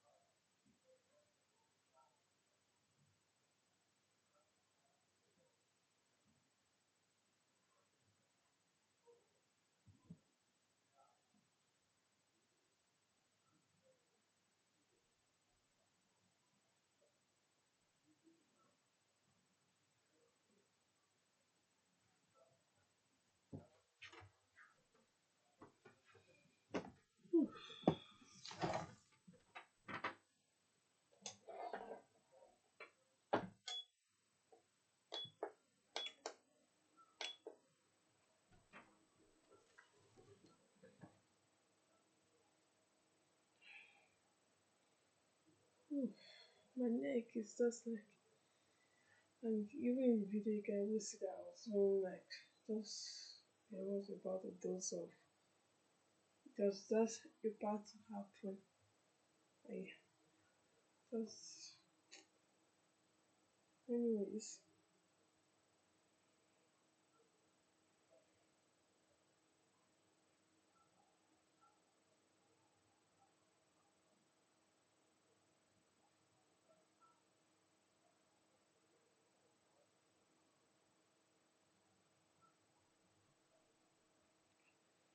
So that's going to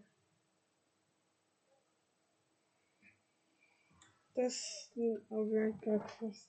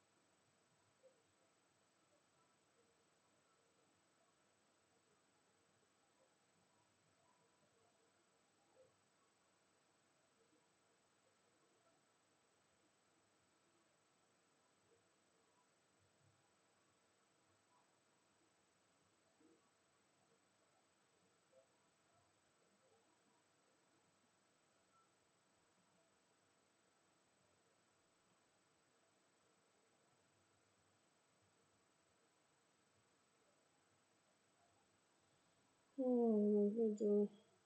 Mm-hmm.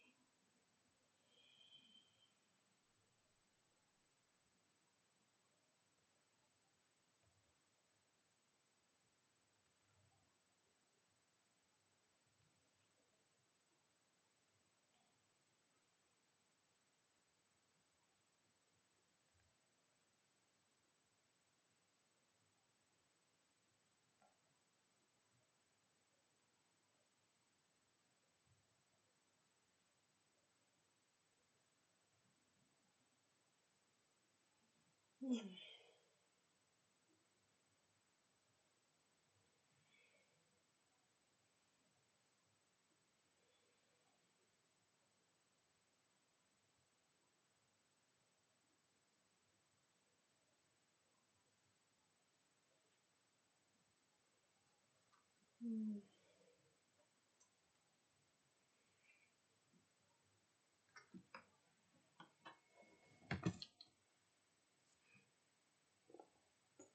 Mhm. Mhm.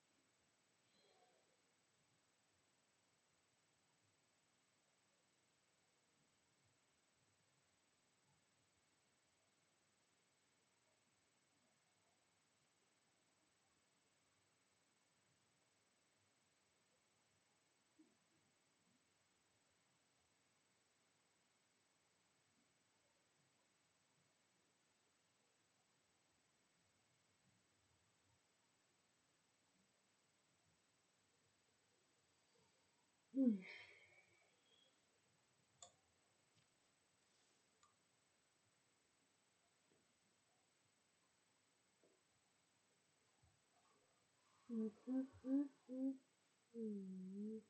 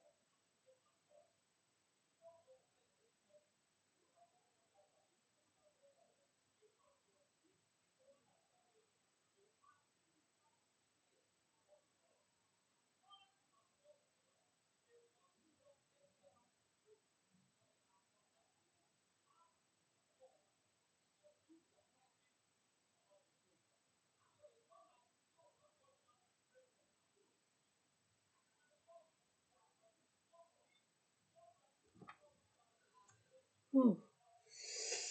I've been so-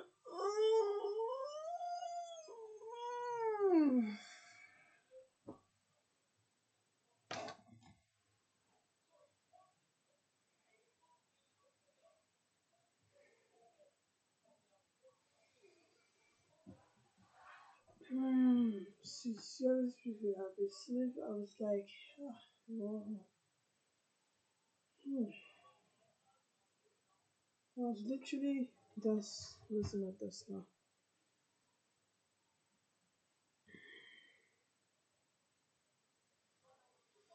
Anyways, now that I've woken up after dozing off and getting tired, and you guys were watching me. Anyways,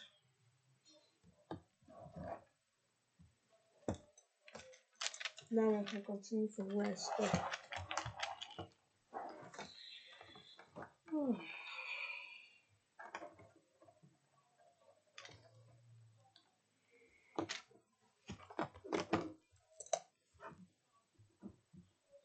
I have to use myself.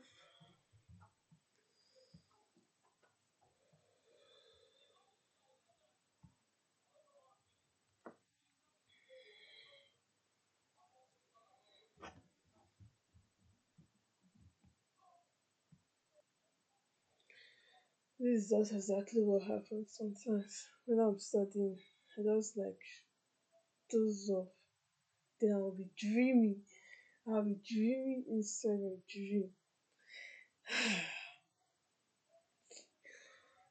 Anyways, today has been great. It's already 12 o'clock now. So, to ensure it doesn't get too long, I just normally stop by 12 o'clock. And now, instead of me to always wake up and continue, instead of, sweet time gone and sleeping. Sweet, sweet time. Anyways, I'll still continue. I'm not going to stop. I'm still going to learn that prompting. I'm going to learn that prompting, yo. I'm going to learn it. Anyways, this is the end. This is going to be the end of my video. I'm really grateful for at least learning a prompting, learning how to prompt, knowing different kinds of agents that she talked about. I'm really grateful for that. So now I have to continue without videoing now. So yeah, bye. It was nice being with you guys. I'm grateful for you guys being here with me and being in this journey with me to evolve and become the best. Yeah, I'm gonna continue. I'm not gonna stop. Let's keep on going. Thank you and bye. And watch the next episode. Bye bye.